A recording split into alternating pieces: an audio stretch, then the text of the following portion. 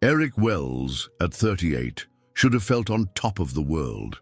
He was tall, about 6'1", with an athletic frame sustained by a strict, almost mechanical exercise regimen. His hair, once a rich shade of brown, was already threaded with silver near the temples. Those early greys, coupled with the perpetual shadows under his eyes, told a story of long hours and relentless drive. Morning light filtered through the pristine floor-to-ceiling windows of his Chicago penthouse, illuminating a space so immaculate that it felt more like a showroom than a home. It was just past 7 o'clock, and Eric was already seated at a gleaming metal and glass dining table, a half-finished latte, now lukewarm, perched on a coaster. On the other side of his laptop screen, 4 anxious faces stared back at him via video call. These were members of his leadership team at Wells Technologies, the software startup he'd founded years ago. News had reached him just before the meeting. They had become a unicorn, surpassing $1 billion valuation. In theory, that was every entrepreneur's dream. But in the moment, Eric felt nothing, no spark of joy, no burst of pride. He merely glanced at the urgent emails piling up, mind caught in a tug-of-war between mild satisfaction and crushing fatigue. His assistant, Melissa Donovan, appeared on the screen's edge. She was 45 and had worked by his side for 8 dedicated years. With her short blonde hair, red-framed glasses, and calm efficiency, Melissa had tried countless times to make him slow down. "Eric," she said in a gentle, firm tone, "we need to discuss the call you have later with the board. They're pushing hard on the restructuring plan. They want cuts, big ones, to boost returns next quarter." He heard her words but didn't immediately absorb them. His mind drifted back to that day 2 years ago when Sarah, his ex-wife, handed him her wedding band. She'd said, "I can't keep doing this, Eric.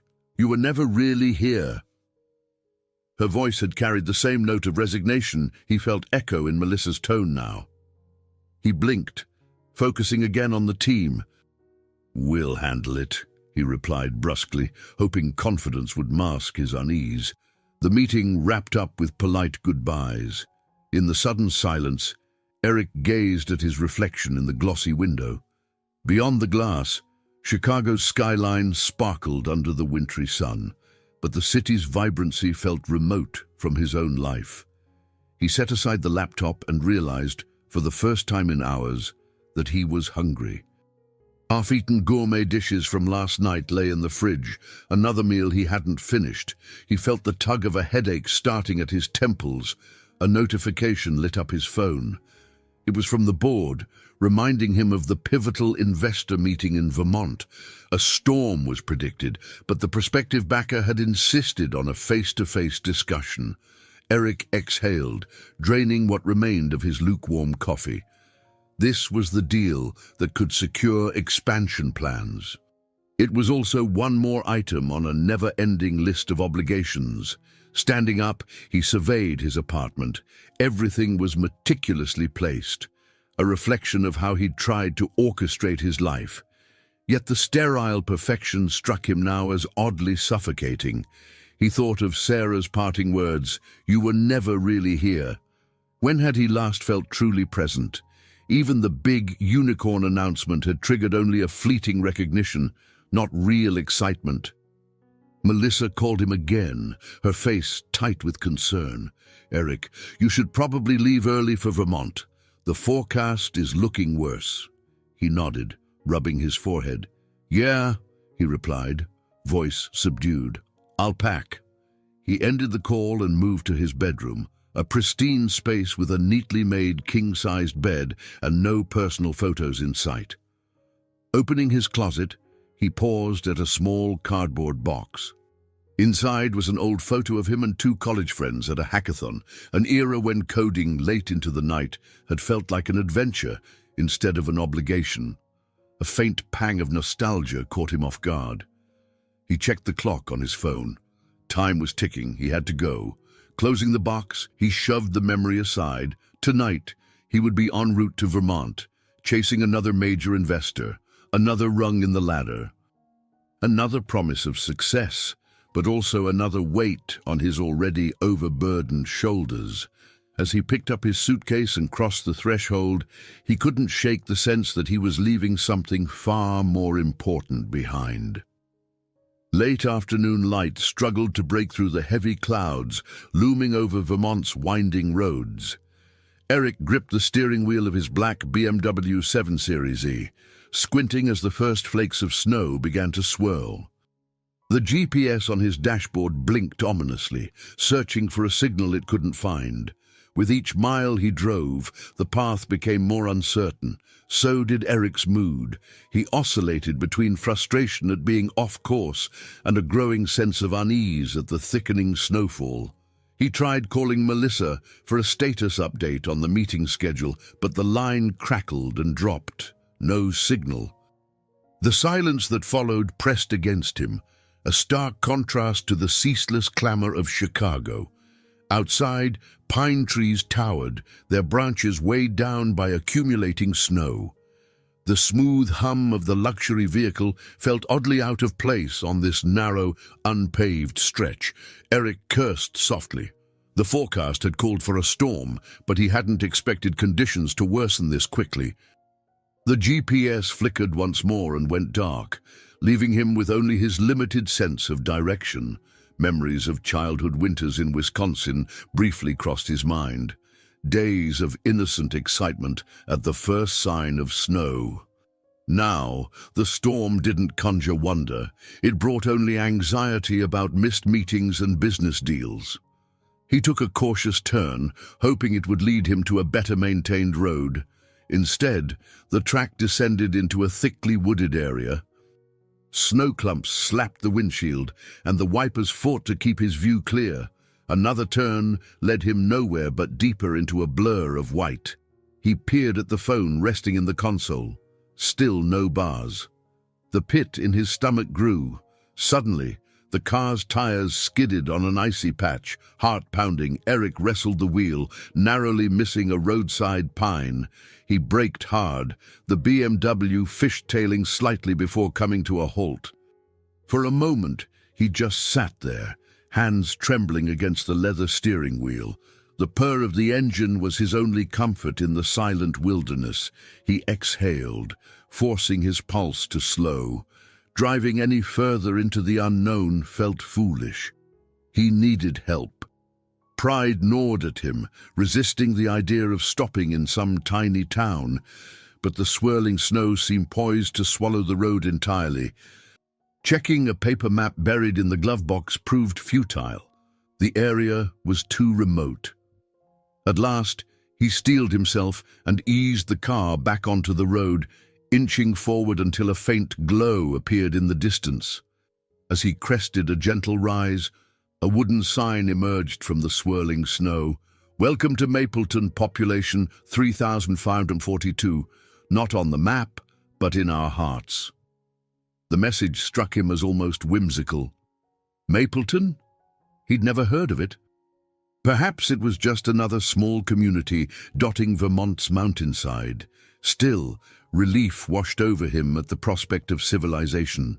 Descending into a quaint main street lined with Victorian-era buildings, he spotted a single beacon of light. A rustic sign above a wide window read, "Roots Cafe," letters softly illuminated from behind. Weary and half-frozen, Eric maneuvered the BMW into a narrow parking space. The building's warm glow stood in stark contrast to the menacing storm outside. Before stepping out, Eric tried one last time to call Melissa. Nothing. Snow crunched beneath his Italian leather shoes as he emerged, the chill biting his cheeks. Street lamps flickered in the wind, revealing deserted sidewalks and shuttered storefronts. Mapleton felt eerily quiet, as if the whole town were in hibernation. He pushed open the cafe door, a bell overhead chiming softly. A wave of warmth and the comforting smell of fresh coffee enveloped him.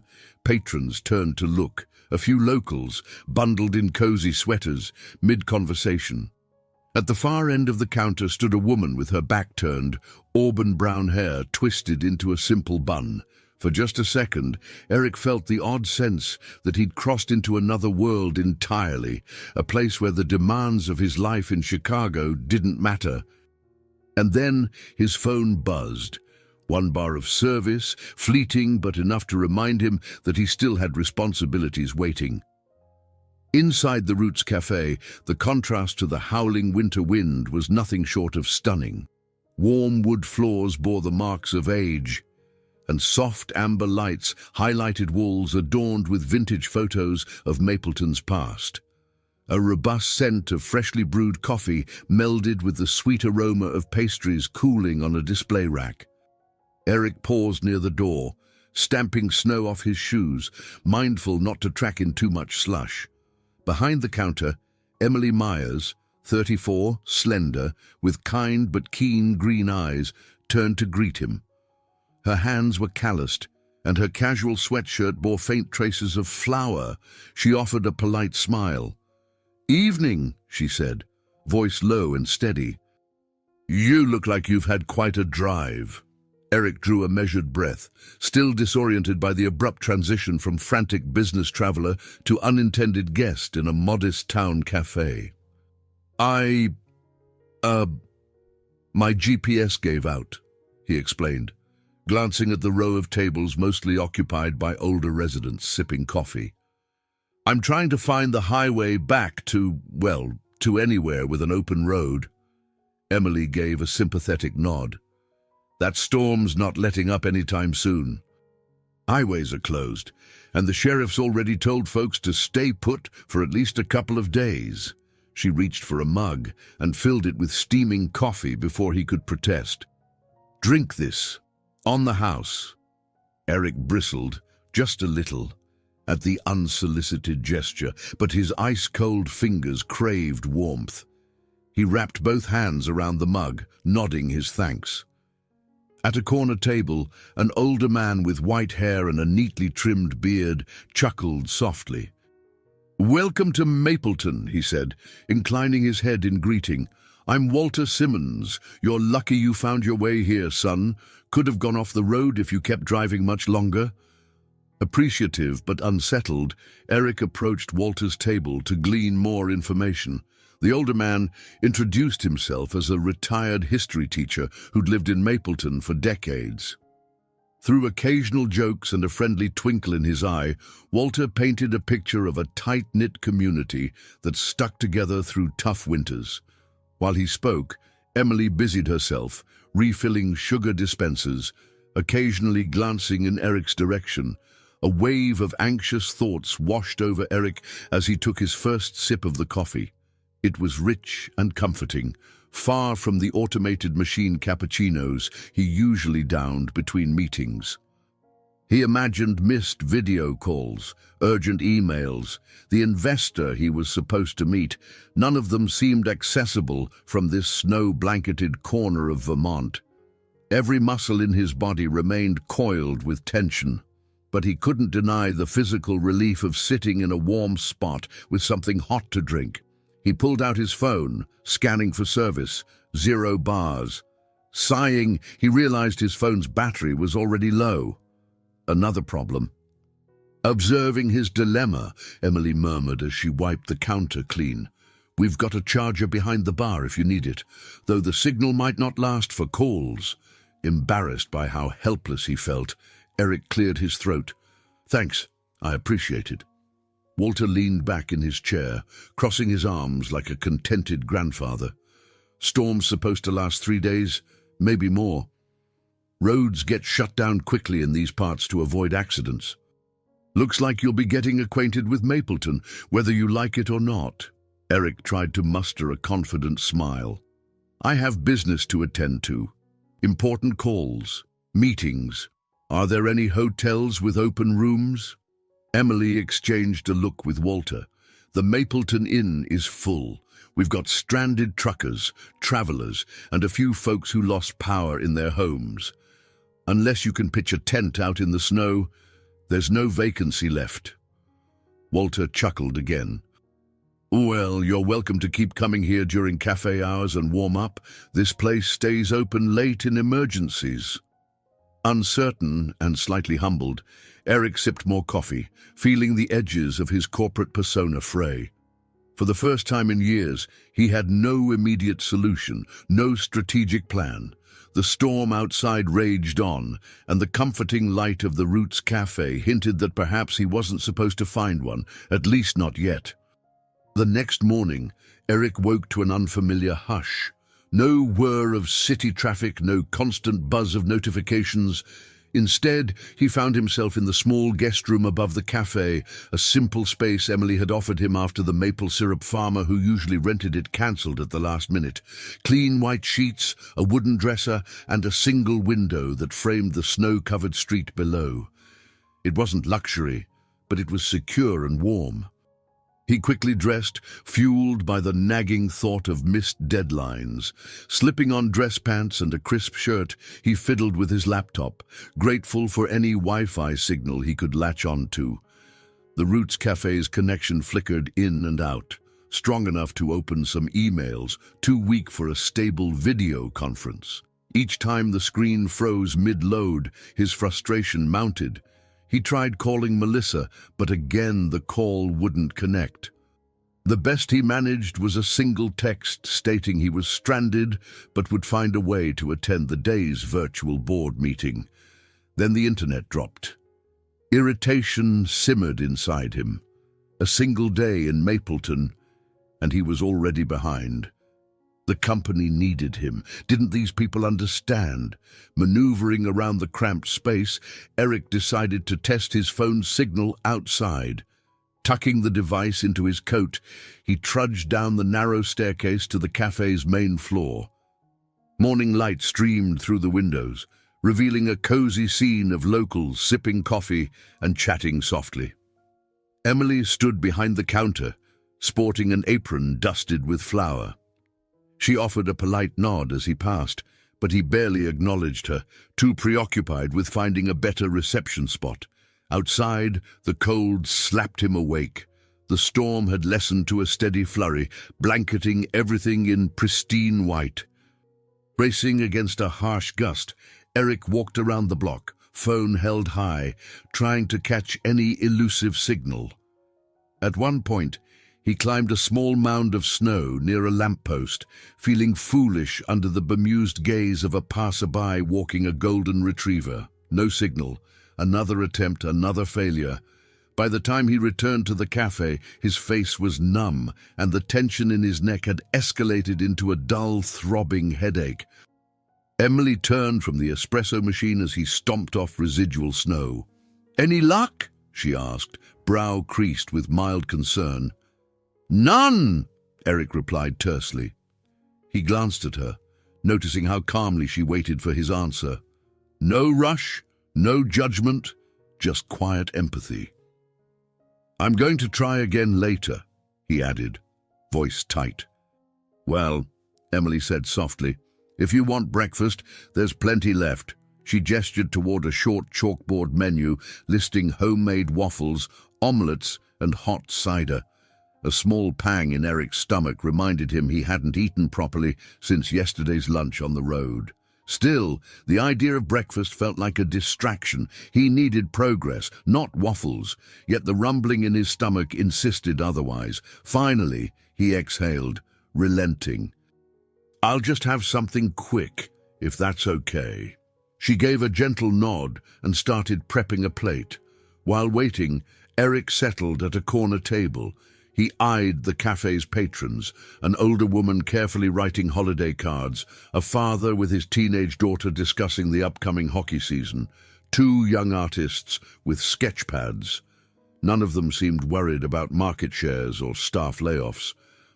After a few minutes, Emily set down a plate of scrambled eggs, crispy bacon, and warm toast.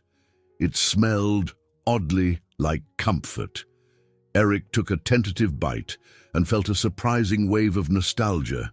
Remembering simpler days when a home-cooked meal wasn't a rarity, he finished quickly, half embarrassed by his appetite. "This was good," he said, almost begrudgingly. "I owe you." Emily smiled. "We can settle up later. Mapleton folk help each other out when storms hit. That's just how it goes." Her ease with the situation unsettled him. He was used to controlling every aspect of his schedule. Here, nature, and now the townspeople's rhythms set the pace. Though he resented the feeling, a small voice inside whispered that maybe, just maybe, he needed this forced pause more than he realized. That afternoon, the cafe hummed with a slow but steady flow of locals braving the icy streets. Snowdrifts piled high outside, and a light wind tapped frozen branches against the windows. Emily, her sleeves rolled up, was busy at the large espresso machine and occasionally kneading dough in the open concept kitchen area behind the counter. The comforting smell of fresh bread wafted through the air. Eric, feeling more restless with every dropped call and disconnected email, sat near a window, tapping his foot. Earlier that morning, Emily had offered him a deal. If he stayed in her guest room, he would lend a hand in the cafe. He'd bristled at first. After all, he was a CEO, not a short-order cook. But with nowhere else to go, refusing seemed impractical, even rude. He finally stood and approached the counter, ignoring the curious glances of a few regulars. "So, where do you want me?" he asked awkwardly, hands in his pockets. Emily looked up from the dough she was kneading. "You can start by wiping down tables and refilling sugar canisters," she suggested, keeping her tone neutral. "Then maybe I'll teach you how to run the cash register. You catch on quickly, right?" Eric managed a faint smile, uncertain if she was teasing. "I do," he said simply, rolling up the sleeves of his dress shirt. He grabbed a clean towel and started wiping tables. Each ring of a coffee cup, each set of sticky fingerprints felt like a personal affront at first, tedious labor far beneath the world of software innovation. Still, he couldn't deny a certain odd satisfaction in seeing immediate results. Walter, the retired teacher, greeted Eric with a knowing grin as he cleared the older man's table. "You're doing a fine job," Walter teased. "You might even have a knack for it." "Thanks," Eric replied dryly. He couldn't tell if Walter was kidding or genuinely impressed. As the afternoon drifted into early evening, Emily handed Eric a light apron to protect his shirt from stray coffee grounds. She showed him how to carefully measure espresso shots, steam milk just right, and serve customers. At first, every hiss of the machine made him jump, and he fumbled with the cups. A middle-aged mechanic named Jack Reynolds, who came in for a refill, eyed Eric skeptically. With stained hands and a stoic expression, Jack waited as Eric attempted to craft his latte. "Give him a chance," Emily said quietly to Jack. "He's new in town." Jack shrugged. "Everyone is, until they're not," he replied, leaving the statement hanging in the air. Eric's first latte looked lopsided, foam swirling unevenly. Jack took a sip, lips twitching into a near smile. "Could be worse," the mechanic conceded. He turned and headed for the door, leaving Eric both relieved and determined to improve. Next, Emily guided him through a small batch of bread dough, showing him how to knead and fold. The movements felt strange, foreign to someone used to tapping at a keyboard. Yet there was something grounding in the repetitive motion, the flour dusting his cuffs, the subtle transformation of each press and turn. By the time he set the dough aside to rise, his heartbeat had slowed from the frantic pace it carried all day. He flexed his fingers, noticing an ache in muscles he rarely used. Emily looked on, a ghost of a smile on her lips. "Not bad," she said softly. "You've got a steady hand." Their eyes met, a brief connection that startled Eric. Uncertain of what to say, he busied himself cleaning up flour and spilled coffee beans. But he couldn't shake a strange sense of accomplishment, a small glow of pride. For once, he had tangible evidence of his work, a tray of bread dough waiting to become something real and nourishing. When the last customer departed and the cafe lights dimmed, Eric felt drained but unexpectedly not hollow. His phone lay forgotten on a nearby shelf, no longer dominating his every thought. Tomorrow, he told himself, he'd try again to reach the office. But for tonight, the slow rhythm of kneading dough and the rich aroma of fresh coffee echoed in his mind, reminding him that maybe productivity didn't always need to be measured by a stock chart or a meeting's outcome. And though he refused to admit it out loud, he found himself almost looking forward to the next day in Mapleton. By the time Eric stepped downstairs for breakfast the next day, the cafe was unusually quiet. The storm had subsided enough for some townspeople to venture out, though most were still digging themselves free. Amber light fell across the wooden floor, and the aroma of fresh coffee mingled with the comforting scent of cinnamon rolls. Emily gave him a nod as he made his way toward a table by the window. Walter Simmons was already seated near the corner, sipping black coffee and flipping through a worn album filled with local photographs. Inviting Eric with a tilt of his head, Walter patted the empty chair across from him. "Morning, son. Seems like we'll have a calmer day, huh?" Eric settled in. "So I hear. The roads might clear soon." Walter shrugged. "The plows are working hard, but they can only do so much. A lot of Mapleton's roads are old. Hard to believe, but we were a bustling logging town at one point." He tapped a photo of an old mill, the edges yellowed from age. "We've been through booms and busts." Emily brought over a steaming cup of coffee, setting it in front of Eric.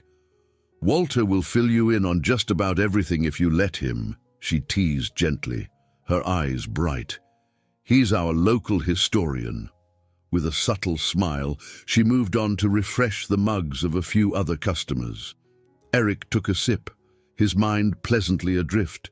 He was expecting tension from lost business days, but the weight had eased just a bit.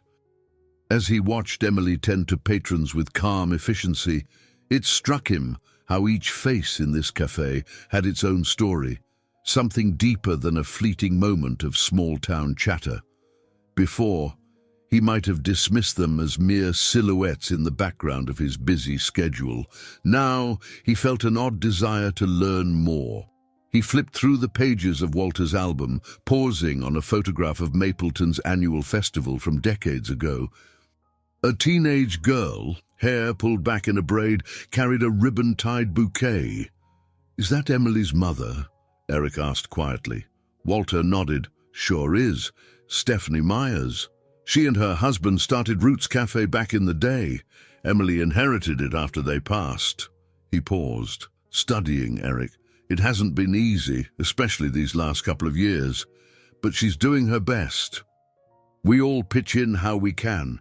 That remark piqued Eric's interest, but before he could ask more, the bell above the door chimed. Jack Reynolds, the rugged mechanic, stepped inside, stomping clumps of snow from his boots. He offered a curt nod and approached the counter for his usual black coffee. After a quick exchange with Emily, he stopped by Eric's table. Walter smiled politely, sliding over to make room. Jack cleared his throat. "Saw your car in my shop. Need a few parts shipped from out of town. Might be a couple of days." Eric tried not to let frustration show on his face. "I appreciate you taking a look at it." "Sure," Jack replied, voice gruff. He glanced at Walter's photo album. "You giving him the grand tour, old man?" Walter chuckled. "I am. Bet you have some stories worth telling yourself, Jack." Jack shrugged. "Used to live out in Seattle. Worked aerospace for a while. But I like Mapleton's pace better." He sipped his coffee. "Not everyone's cut out for it, but it suits me."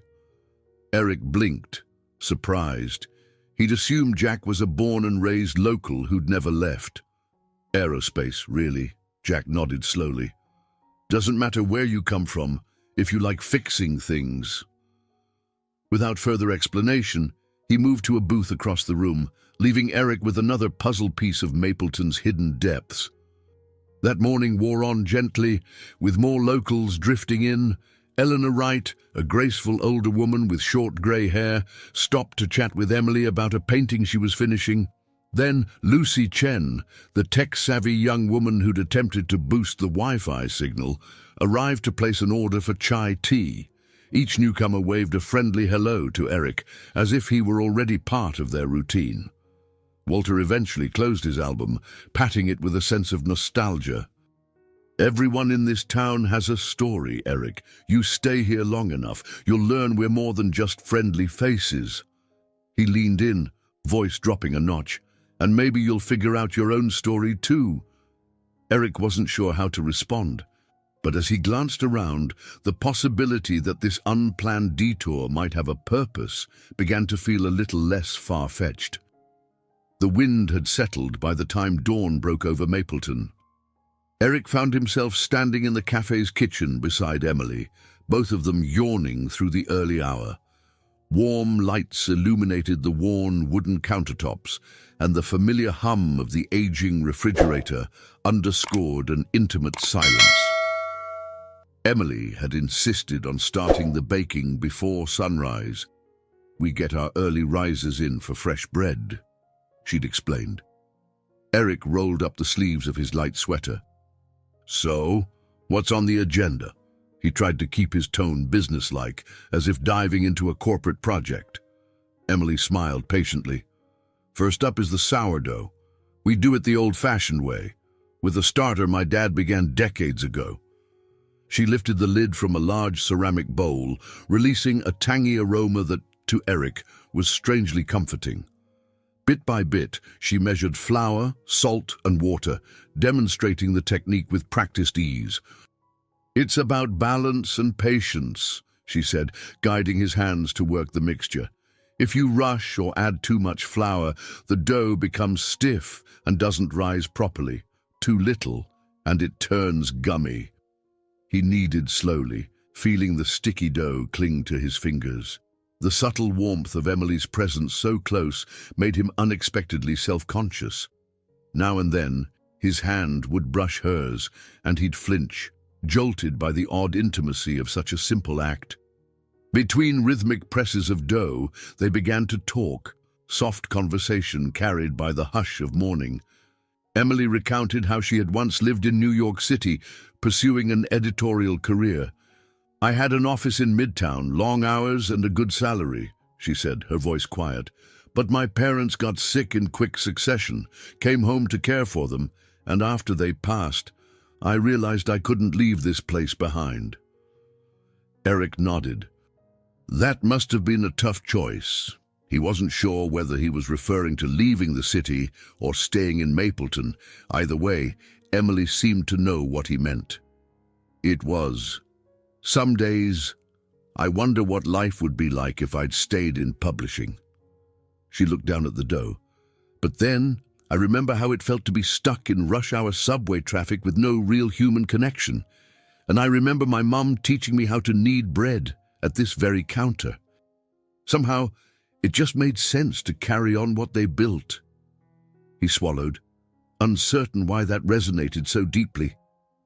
He'd been so single-minded about his own career that he'd never let personal ties truly root him anywhere. With excruciating clarity, he recalled how his ex-wife, Sarah, had begged him to slow down and reconnect, yet he'd always found an excuse. They shaped loaf after loaf, placing them on sheets to rise. As the dough rested, Emily introduced Eric to the cafe's battered recipe binder, the pages smudged with flour and sauce spills from years gone by. Carefully, she flipped to a handwritten entry near the back. "Dad's secret apple cinnamon bread." "This one's special," she said, a nostalgic note coloring her voice. "I don't make it often because the ingredients can be expensive and it's time-consuming. But it's always worth it." Eric leaned closer, scanning the instructions, a swirl of cinnamon, sugar, and diced apples, all carefully folded into a well-aged dough. "Looks complicated," he muttered. Emily shrugged lightly. "It is. But I think you could handle it if I showed you. Maybe another time, though." A faint flush crept up Eric's neck. He wasn't sure if it was from the warmth of the oven or the unspoken trust implied in her words. Before he could respond, a timer buzzed. Emily moved swiftly, gently placing the first trays of sourdough into the oven. As she shut the door, her gaze flicked over to Eric. For a heartbeat, their eyes locked, an unspoken exchange sparking in the muted light. He cleared his throat. I'm going to wash up." Turning away, he rubbed at a smudge of flour on his cheek. Outside, dawn was breaking over a snow-blanketed Mapleton, casting pastel hues across the sky. Meanwhile, inside the cozy kitchen, Eric felt the faint stirrings of something he hadn't experienced in a long time. An interest in life beyond the next deal or investor pitch. And it was more comforting than he ever expected a quiet morning making bread could be. A day after the snowstorm loosened its grip, a hush of excitement rippled through Mapleton. The main road, though still icy in patches, was declared passable under cautious driving. Emily seized the opportunity to show Eric around the town, a guided tour that felt both spontaneous and deeply personal. The two of them stepped outside, breath hanging in the air, as they set off on foot through streets lined with Victorian-style storefronts dusted in snow. Eric wore a heavy jacket and sturdy boots borrowed from the cafe's Lost and Found, a comical contrast to the tailored suits he typically wore in Chicago. Emily walked ahead, pointing out the library, a century-old structure with tall windows and brick walls that gleamed under the morning sun. "My mom used to work here," she said softly. "She helped organize a local reading club. Still a big deal around here." A faint smile graced her lips. The inside of the library was charmingly outdated, with creaking floorboards and tall shelves stuffed with classics and local histories. Margaret Wilson, the town's 50-something librarian, greeted Emily by name. Her grey hair was pinned back in a tidy bun, and she sported reading glasses on a chain around her neck. Margaret gave Eric a curious once-over. "So you're the traveller stuck here?" Her tone was direct but not unkind. Eric cleared his throat, still adjusting to the easy familiarity these people seemed to have with his circumstances. "Yes, ma'am. Hoping the roads will stay open so I can get on my way." Margaret nodded thoughtfully. "Well, while you're here, might as well pick up a good book." She flashed a small smile before turning to help another patron. Back outside, Emily led Eric along the snow-packed sidewalk, pointing to an old-fashioned movie theatre, long since converted into a community arts centre. Posters of upcoming talent shows and craft fairs were plastered on the marquee. "We do what we can to keep the arts alive," Emily said. "We have a few local painters, sculptors, even a retired Broadway dancer who runs a tiny ballet studio. It keeps Mapleton interesting." They eventually reached a scenic overlook tucked behind a row of pine trees. A short wooden fence bordered the edge, revealing a breathtaking view of the valley below, still cloaked in winter's shimmer. The wind was gentle, carrying the scent of pine and fresh snow. Eric rested his gloved hands on the fence, gazing out. It was a far cry from the glass and steel skyline he was used to. "You all right?" Emily asked quietly, stepping closer. He hesitated. "I'm just not used to this. The stillness, I guess." She exhaled a soft laugh. "I hear that a lot from folks passing through. Some crave it, some hate it. Which side are you on?" Eric pondered. He recalled his lofty Chicago penthouse, the constant barrage of conference calls, and the sense that he'd been sprinting his entire adult life. A part of him still itched to check email or find a signal. Another part, one that had grown louder in these last few days, felt oddly content to let those demands wait. "I'm still figuring it out," he finally admitted. They strolled back to Main Street, crossing paths with the occasional resident who waved hello. A tall woman with dark hair approached from the opposite direction, wearing a stylish but practical coat. She introduced herself as Sophia Reynolds, the mayor of Mapleton, exuding a friendly authority. "Heard about you," she said with a slight grin. Emily said you were from Chicago. He nodded. Yes, Eric Wells. Just waiting on some car repairs. I'm actually a tech CEO, I guess you could say. Sophia's eyebrows arched. Well, we have a council meeting tonight about some economic challenges in Mapleton. Maybe you'd like to attend. We could use fresh ideas. Taken aback, Eric glanced at Emily, who seemed both amused and encouraging. He recognized the moment for what it was, a threshold. He could decline and remain an outsider, or step inside this town's circle, even if temporarily. Yeah, sure, he answered, a flicker of curiosity stirring. I'll come by. As they continued down the street, Emily looped her arm through his in a friendly gesture to keep from slipping on a patch of ice. The warmth of her closeness left him momentarily speechless. Mapleton's modest charms were revealing themselves in layers, and he was no longer entirely sure he wanted to peel them away quickly and leave.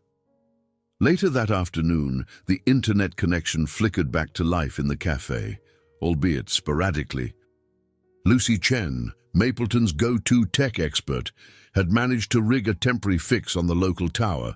Word spread quickly, and soon a handful of customers milled around the cafe, phones and laptops in hand, hoping to catch a stable signal. Eric perched at a corner table, laptop open, posture tense, as he scrolled through an avalanche of unread messages. A quick glance at the headlines in his inbox sparked a surge of anxiety. The board at Wells Technologies was more insistent than ever on the restructuring plan. Even though they'd hit unicorn status, the pressure to streamline and optimize for the next quarter's results remained unrelenting. Melissa had sent multiple emails warning him that Victor Chambers, the company's board president, was pushing for immediate cost-cutting measures. The implications were dire, potential layoffs, especially in departments Eric had personally built from the ground up. He tried to quell the knot in his stomach and began typing a response to Melissa when a video call request popped up from her. He accepted, bracing himself as her face came into view. She wore a concerned expression, red-framed glasses perched low on her nose. "Eric, thank goodness you're online. I've been trying to reach you for days." He ran a hand through his hair, aware of how disheveled he looked after several days in Mapleton. "Yeah, the storm knocked everything out here. How bad is it?" Melissa's gaze flickered between relief at seeing him and urgency over the situation. "Bad. Victor is pressuring the board for a significant reduction in headcount. He's citing market competitiveness, strategic repositioning, all the usual. He expects you to confirm the plan as soon as you're back in Chicago. The meeting is set for early next week." Eric suppressed a sigh. He glanced across the cafe, catching Emily's eye as she served a couple of travelers at a nearby table. The contrast between Mapleton's simple warmth and the cold reality of corporate decision-making felt especially stark. "Thanks for the heads up, Mel. I'll, try to call in properly tomorrow if the signal holds. Let them know I'm still stuck here." She nodded, her expression tender with concern. "Just take care of yourself, okay? I can see how exhausted you are." Before he could respond, the call froze, and the screen went blank. Frustrated, Eric tried to reconnect but found the Wi-Fi had dropped again. Lucy, fiddling with a small router on the counter, shot him an apologetic shrug. Resigned, he closed his laptop. In a moment of restless agitation, he stood and paced the cafe floor. Outside, the sun had dipped behind the mountains, throwing long shadows across Main Street.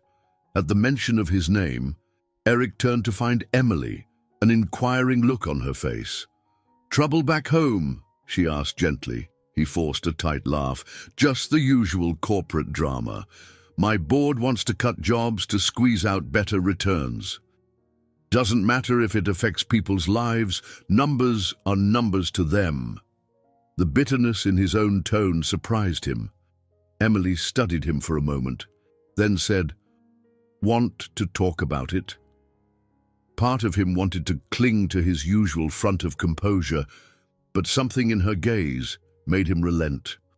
He explained how he'd co-founded Wells Technologies with a small team, people who believed in his vision for meaningful software solutions.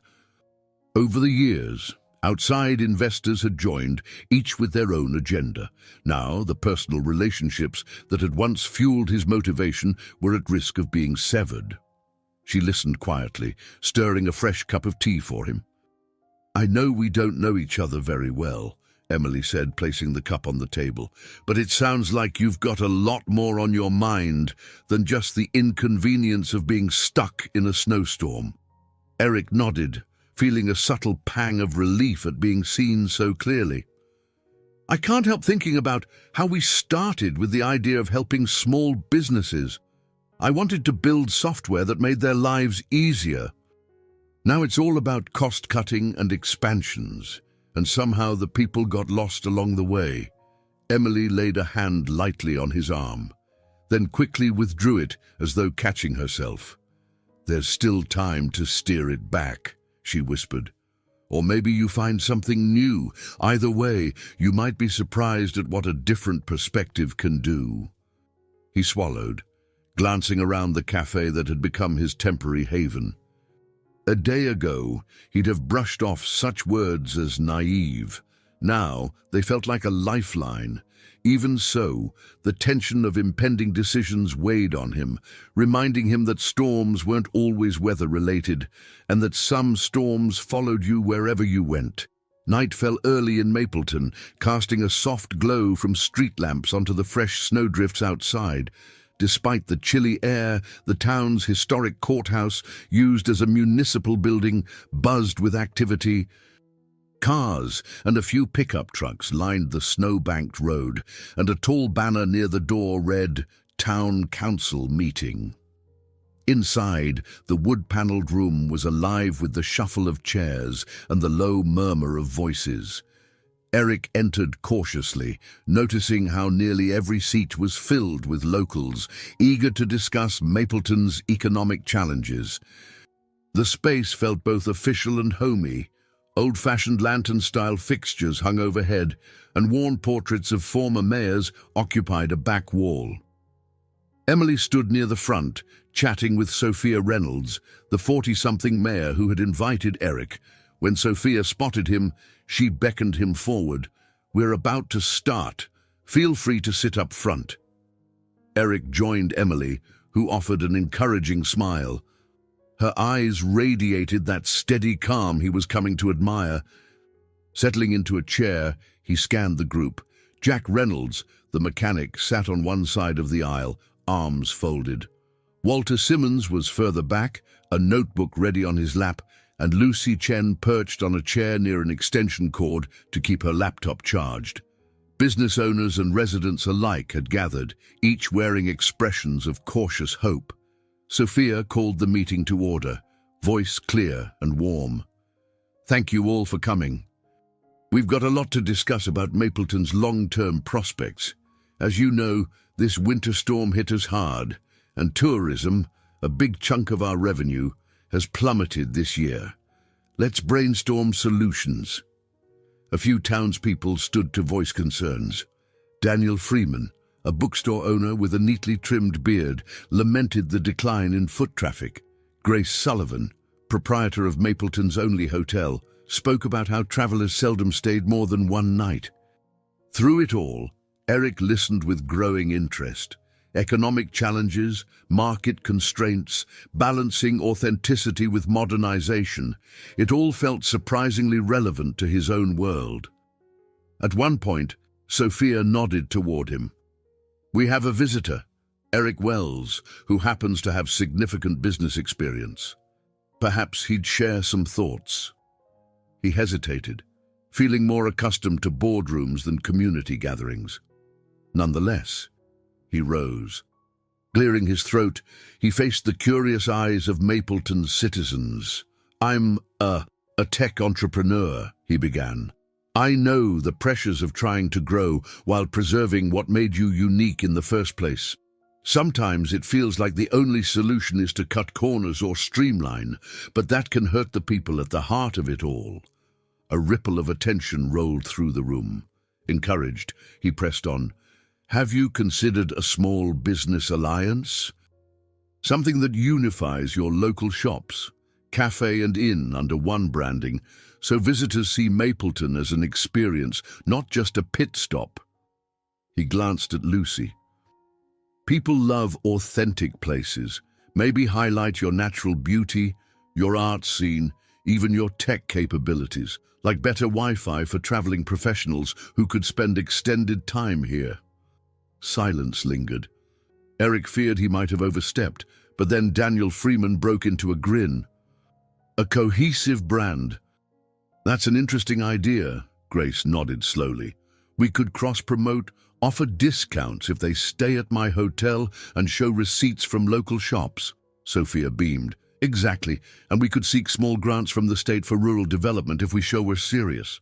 A spark of hope lit the room. While some folks still looked skeptical, the energy was clearly shifting.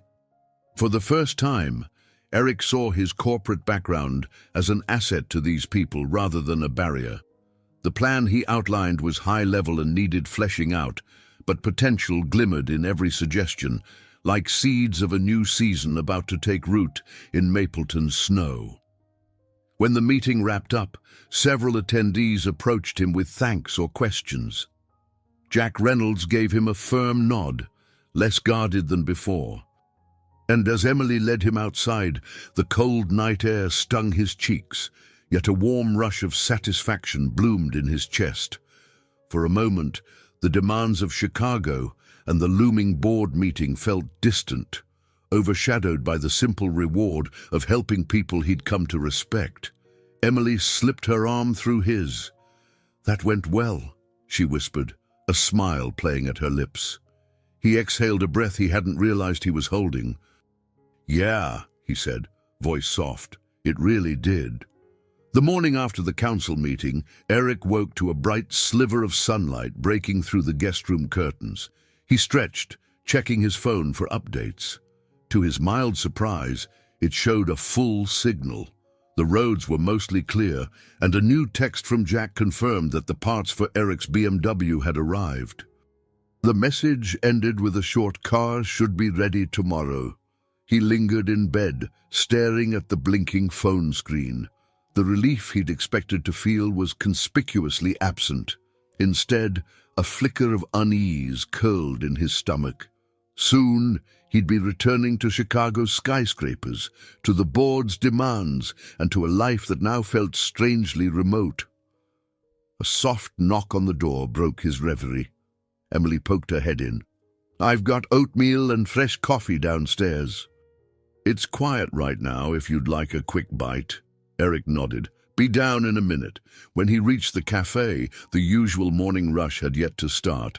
Emily stood behind the counter, ladling hot oatmeal into a bowl. She slid it toward him. "Heard about the car parts," she said, a slight tremor in her voice. "Bet you're relieved to finally head back." He forced a small smile, stirring brown sugar into the oatmeal. "Yeah. I've got so much waiting for me in Chicago." The statement hung there, neither of them meeting the other's eyes for a moment. As he ate in silence, Mapleton's daily life began to filter in. Walter stopped by for his black coffee, chatting briefly about last night's meeting. Lucy popped in, headphones around her neck, promising to come back and fix a glitchy laptop. Even Jack entered, giving Eric a quick update on the BMW.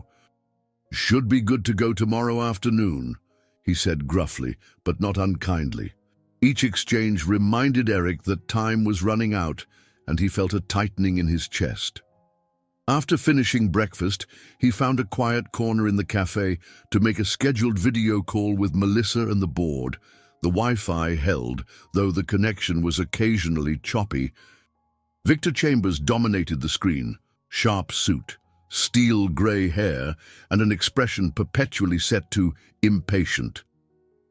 "Eric," he snapped by way of greeting, "we've got that investor you were supposed to meet in Vermont tomorrow." He wants you back in Chicago ASAP so we can finalize terms. And about those layoffs, when can we expect your sign-off? Eric's stomach churned at the question.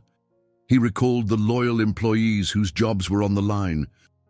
He inhaled, voice carefully measured. I'll be there soon, Victor, but I want to talk more about alternatives before we cut entire departments. Let's look at realigning responsibilities or offering voluntary early retirement. Victor's jaw tightened. We've been through this. We either streamline or risk losing investor confidence. Clock's ticking. The conversation ended with an uneasy stalemate. Melissa stayed on the call a moment longer, offering a sympathetic grimace. It's rough here, Eric. Just make sure you're ready for a fight. And, she hesitated, please take care of yourself. He logged off, the cafe's familiar warmth contrasting painfully with the corporate chill. Emily, who'd been wiping down tables nearby, must have caught snippets of the conversation. She approached, voice gentle. Everything okay? He let out a bitter laugh. Define okay? My board is pushing me to do something that goes against what I believe, but I'm not sure if I have the leverage to stop it. He rubbed his temples, a slight headache forming. Emily's hand hovered near his shoulder before resting there, light as a whisper. You know, if you don't stand for something, you'll fall for anything, she said softly. I read that in a book once, always stuck with me. He turned to face her, the din of the coffee grinder behind them. For a moment, their eyes met. The unspoken tension of parting hung between them, an attraction neither had openly acknowledged. He swallowed. Tomorrow. I'll leave tomorrow, he murmured, more to himself than anyone else.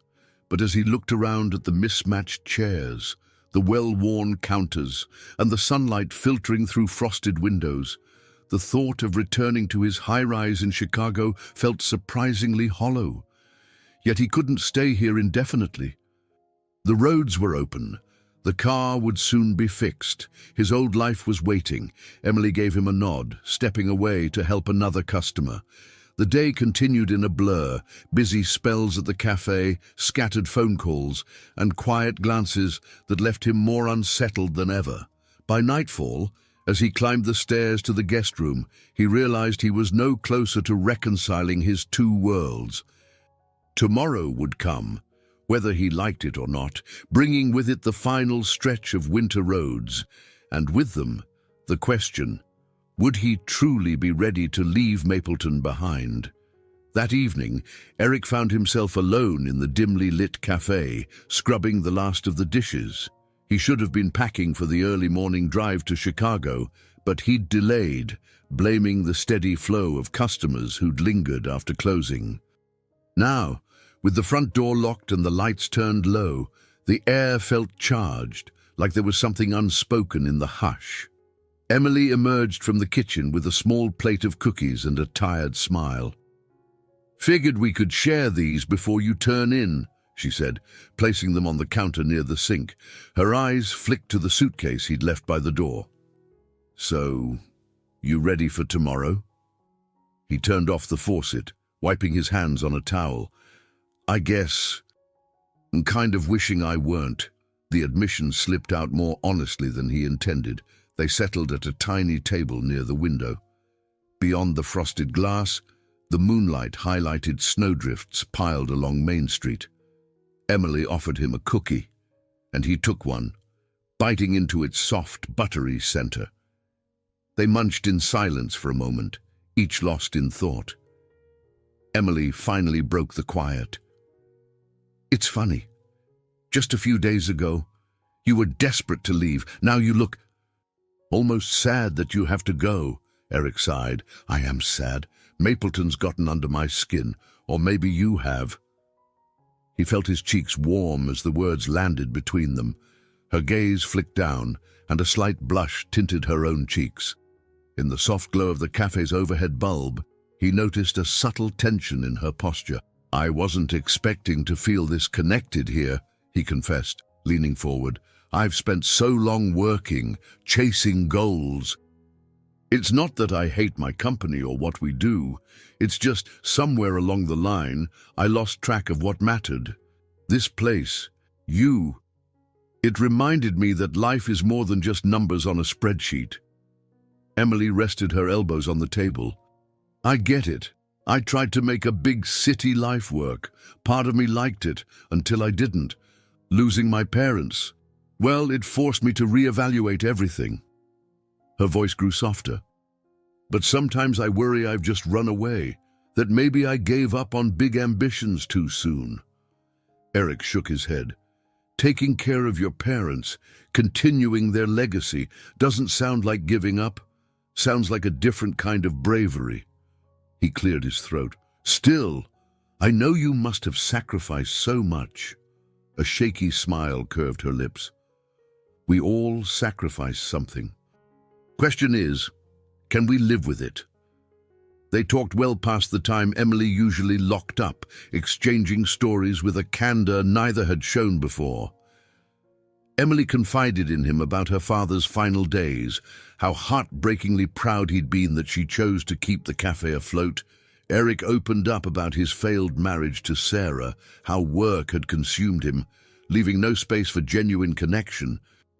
At one point, Emily touched the scar on his left hand, a faint line across the knuckles he'd earned back in college, working on a clumsy hardware prototype. So that's from your early days in tech? He nodded, a rueful grin forming. Tried to open a metal casing with the wrong tool. My friend told me I was too impatient. Maybe that never changed. She let her fingers linger on his hand. Their eyes locked, a current passing between them. Before either of them could speak, his phone buzzed on the table, its screen lighting up with Victor Chambers' name. The moment shattered. Eric hesitated, glanced at Emily with regret, then answered. Victor's clipped voice filled the quiet cafe. Eric, I need confirmation. Are we pushing forward with the staff cuts or not? The investors breathing down our neck? You'd better be in Chicago tomorrow. Shooting Emily an apologetic glance, Eric stepped away to take the call in private. When he returned, the lightness in the room had evaporated. Emily looked at him expectantly, but he only shook his head, face etched with tension. They want my final decision as soon as I'm back, he said, voice low. I don't know if I can go through with it. A pained silence followed. Sometime later, they rose, locked the cafe door, and climbed the stairs. Each retreated to their own room. Two restless souls weighed down by choices they couldn't avoid. Tomorrow's departure loomed, but so did the truth of what they felt for each other, and neither could see a clear path forward yet. Sunlight filtered through pale clouds as Eric zipped his suitcase, every movement feeling heavier than it should. Downstairs, the cafe's usual morning bustle was in full swing, neighbors grabbing coffee and fresh pastries before heading to work. Emily was behind the counter, talking to Jack Reynolds, who had come to finalize the car repairs. The tang of brewing espresso hung in the air, reminding Eric how quickly this routine had begun to feel normal. He approached the counter, blinking away sleep. Morning, he offered quietly, voice catching slightly. Emily slid a cup of coffee his way, wanted you to have at least one more decent cup before facing Chicago. She sounded playful, but the look in her eyes gave her away. She was anything but casual about his leaving. Jack cleared his throat. Your BMW's outside, good as new. He handed Eric the keys. Roads are clear, and the weather forecast looks decent. So, no excuses, he added, though his tone carried something like reluctant acceptance. Walter, perched at a nearby table, waved Eric over. The older man had a small bag in hand. I know you didn't plan on staying, but you've become part of the place. If only briefly, he said, pressing the bag into Eric's hands. Inside was a jar of homemade maple syrup and a battered paperback about the history of Mapleton. A keepsake, Walter said, voice gruff. So you don't forget us too quickly. Touched by the gesture, Eric thanked him, feeling the sting of an unexpected lump in his throat. He turned to Emily, realizing they were overdue for a private goodbye, but customers kept coming. She shot him a final look that seemed to say, "Wait." Grabbing his suitcase, Eric stepped outside. A gust of crisp air hit him, the sun reflecting off pristine snowbanks. He loaded the trunk, stalling, half expecting Emily to appear. After a moment, the cafe door opened, and she emerged, shrugging into a coat. Wordlessly, she drew him a few steps away from the front window. "Here," she said, handing him a small cloth-wrapped bundle. "It's a family recipe journal. I only share certain parts with staff, but I thought maybe you'd like to see the rest." Her eyes shimmered with something unsaid. "Don't lose it, okay?" He carefully tucked the journal under his arm. "I won't. I promise." Emotion flooded him at the trust she was extending. They stood inches apart, the winter sun casting long shadows behind them. He wanted to say something grand, but the words got stuck behind a tightness in his chest. "Thank you for everything," he managed. Then, with an abrupt rush of courage, he wrapped an arm around her in a brief hug. She leaned in for a heartbeat, then pulled back, blinking hard.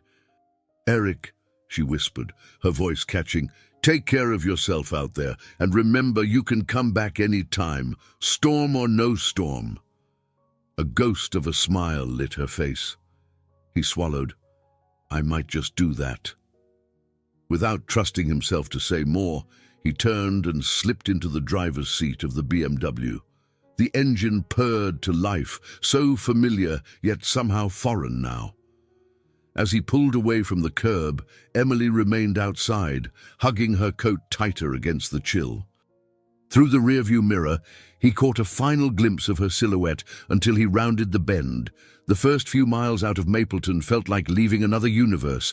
Snow-laden pine trees lined the road, a silent guard of honor for his departure. His phone buzzed with renewed connectivity. A quick glance revealed messages from Victor and Melissa, more urgent than ever. Anxiety coiled in his gut as the realities of corporate life roared back. Pausing at a roadside lookout, Eric stepped out to stretch. The air was painfully cold, but the view of rolling hills and frosted peaks was majestic. Standing there, heart pounding in his chest, he realized he was teetering at a crossroads more profound than the one beneath his wheels. Chicago beckoned with its demands, Mapleton with its quiet promise. He was torn between two lives, one he'd always known and another he'd only glimpsed but couldn't forget. Sighing, he climbed back into the car, setting the phone on the passenger seat. The first real pang of regret washed over him as he drove onward. The distant hum of obligations growing louder with each mile he put between himself and that small-town cafe he already missed more than he could admit. A couple of hours into the drive, Eric pulled off at a lonely service station. The place boasted a flickering neon sign advertising gas and snacks, and thankfully, free Wi-Fi. He parked near the entrance, checking his phone to see a barrage of missed calls and texts. Immediately, a video call request from Victor Chambers flashed. Eric steeled himself and accepted. Victor's image appeared on the screen, polished, impatient, his salt and pepper hair meticulously groomed. "Eric!" he barked. "Where are you? You promised you'd be back today, and we need to finalize the layoffs." "The investor expects confirmation by close of business." Eric let out a slow breath. "I'm on my way. Stop for fuel." He tried to keep his voice even. "Look, about those cuts. I've got ideas for a more gradual realignment. We can avoid slashing entire teams." Victor's expression darkened. "We've been over this. Incremental changes won't appease these backers. Their funds come with certain expectations. If you won't handle it, they'll find someone else who will. And you know the board's been questioning your leadership lately." That last line struck deep, but Eric pressed on, voice taut with frustration. "So they'd oust me if I don't act. You think that's best for the company we built from scratch? Victor's silence felt damning. Company growth is bigger than any one person, he said finally, voice stony. Decide where you stand and do it fast. The call ended abruptly. Eric stared at the blank screen, heart hammering. This was the precipice. Sacrifice core values and people he cared about, or risk losing the company he had poured his life into. Tossing the phone onto the passenger seat, he stepped out of the car, needing fresh air in a hurry. The service station's surroundings were stark, snowy fields and skeletal trees under a pale sky. The chill bit at his face, but he welcomed it, letting the freezing wind ground him in a moment of clarity. He could almost hear the hum of Mapleton's cafe in his mind, the memory of Emily's steady gaze and the comfort of that slow-baked bread. The contrasting images, harsh corporate boardrooms and that warm kitchen warred inside him. An older pickup rumbled to a stop at the adjacent pump. A woman stepped out, hunched against the cold, glancing Eric's way. She offered a quick nod before tending to her vehicle, but the exchange made him realize how isolated he felt, even in a place meant for travelers. He was alone in his dilemma. The final decision no one's but his. He climbed back into the BMW, phone buzzing again. This time it was a group video call with the board. With a shaky exhale, he answered. Multiple faces popped up. Melissa, her expression pinched with worry, two other board members looking guarded, and Victor, who stared icily through the camera. The meeting commenced without pleasantries. They wanted a definitive answer. Was Eric endorsing the layoffs or not? His gaze flicked to the cloth-wrapped recipe journal Emily had given him, resting on the passenger seat. A swirl of memories. Mapleton, the cafe, the townspeople's reliance on genuine connection rose in his mind. He cleared his throat, voice tight but unwavering. I'm not signing off on mass layoffs, he said, each word deliberate. We can restructure, yes, but we'll find a way that keeps our core people intact. Victor's face paled in anger.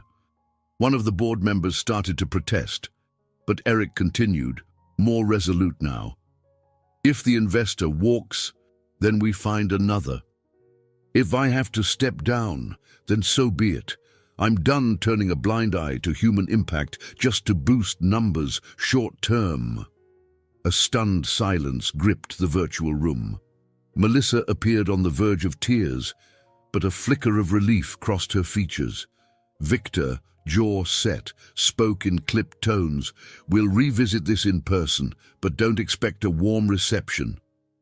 With that, the call ended again, leaving Eric's chest thumping, adrenaline surging like he'd just leaped off a cliff. And maybe he had. Leaning back in his seat, he closed his eyes, inhaling shaky breaths. For better or worse, he'd taken a stand. A sense of both dread and strange elation coursed through him. Starting the engine, he glanced down at the journal once more. The road stretched ahead, leading back to Chicago, but for the first time, a realization formed. Maybe the road he'd traveled for so long wasn't the only one open to him. The collision of two worlds might just pave a new path if he had the courage to follow it. Hours later, Eric found himself driving down the interstate with the winter sun hanging low in the sky, casting everything in sharp, golden light. The tension from the earlier calls weighed heavily on him. He replayed the confrontation in his mind, wondering how the board would react when he finally walked into that conference room. A dozen scenarios vied for attention in his brain. Each mile he covered felt like a step closer to an irreversible showdown.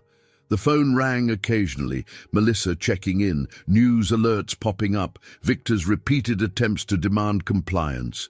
Eric ignored most of them, letting voicemail do its job. He needed space to think. Then, as if guided by instinct, he took an unexpected exit. A sign read, Route 8, Mapleton, 30 miles. His heart thumped.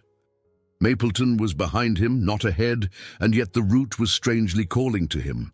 In the moment, he barely remembered making the turn.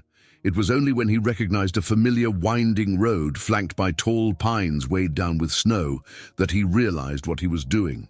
The sky darkened swiftly, the temperature dropping. He pressed on, headlights cutting through the early winter dusk. An undercurrent of anticipation crackled in the air. Before long, the outlines of Mapleton's main street came into view, the cozy buildings lit by soft lamplight.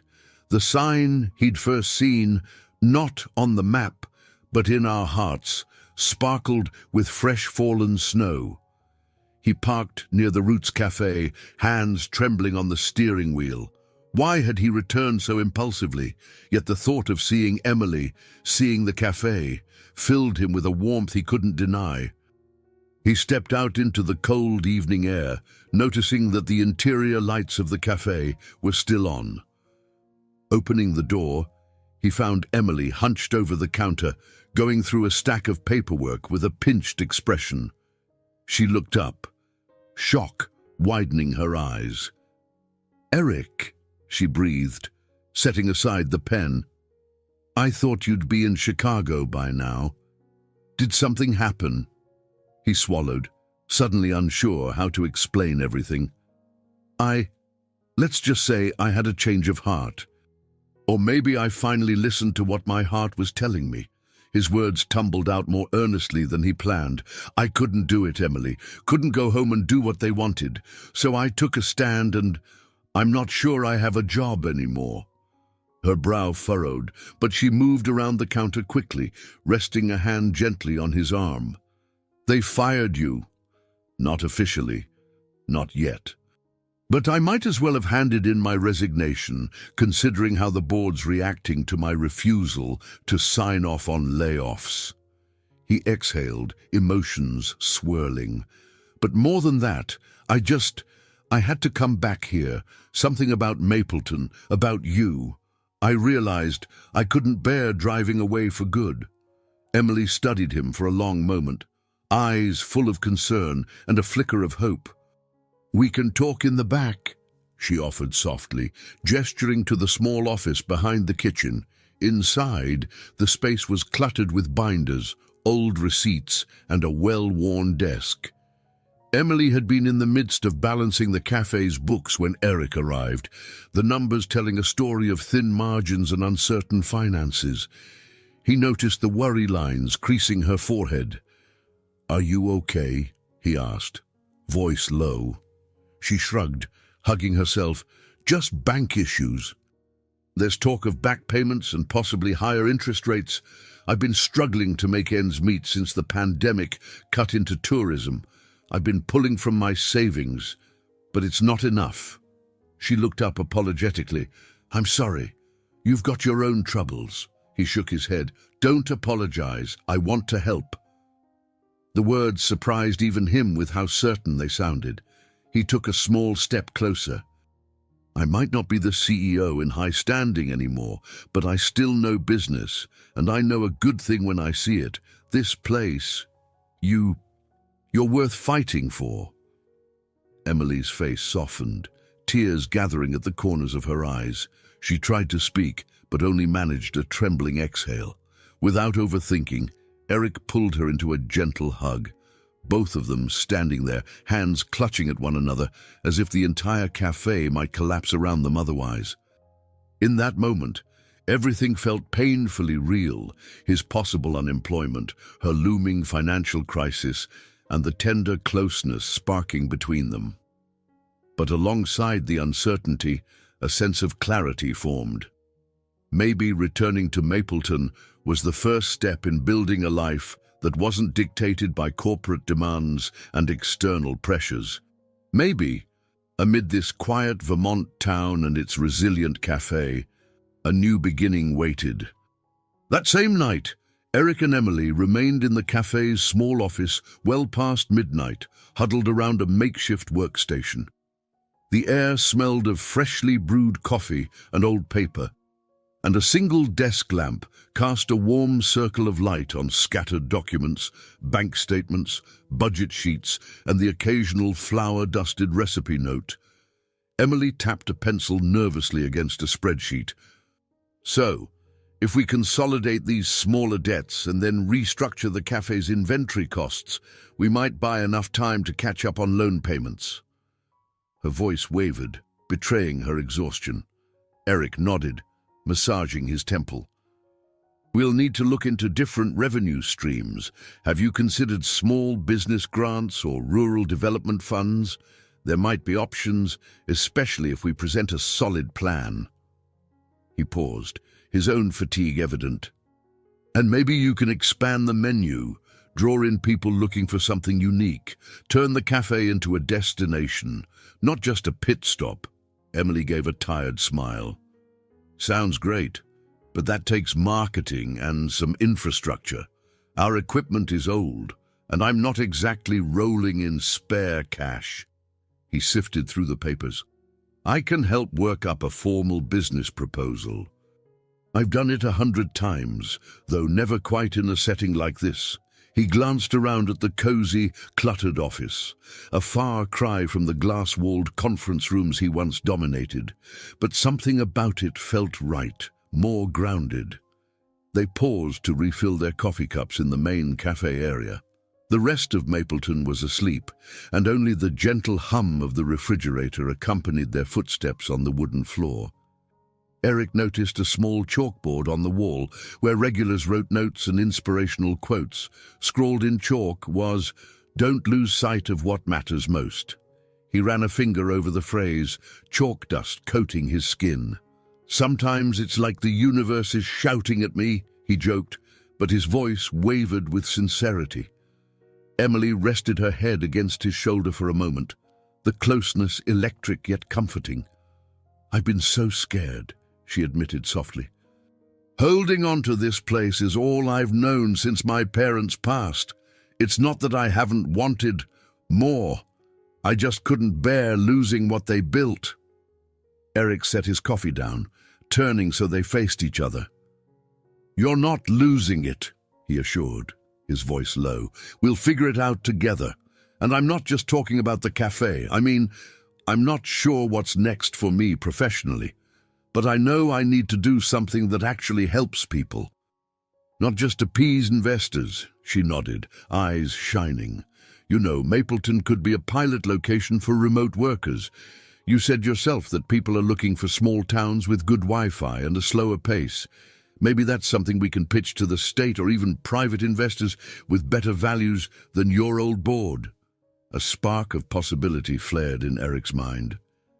A co-working space in Mapleton, hosted here in part of the cafe or an adjacent building.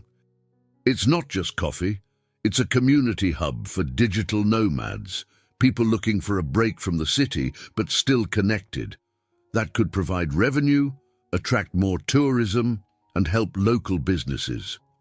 Emily's brow rose. "That sounds like a lot of work," she said with a quiet laugh, "but also kind of amazing." They continued brainstorming, scribbling notes, dreaming big. Gradually, a tangible plan formed. Revitalize Roots Cafe as both a charming eatery and a small-scale co-working center, leveraging Mapleton's scenic beauty.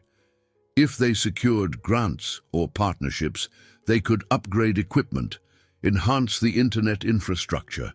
Lucy would be instrumental there, and even host occasional events.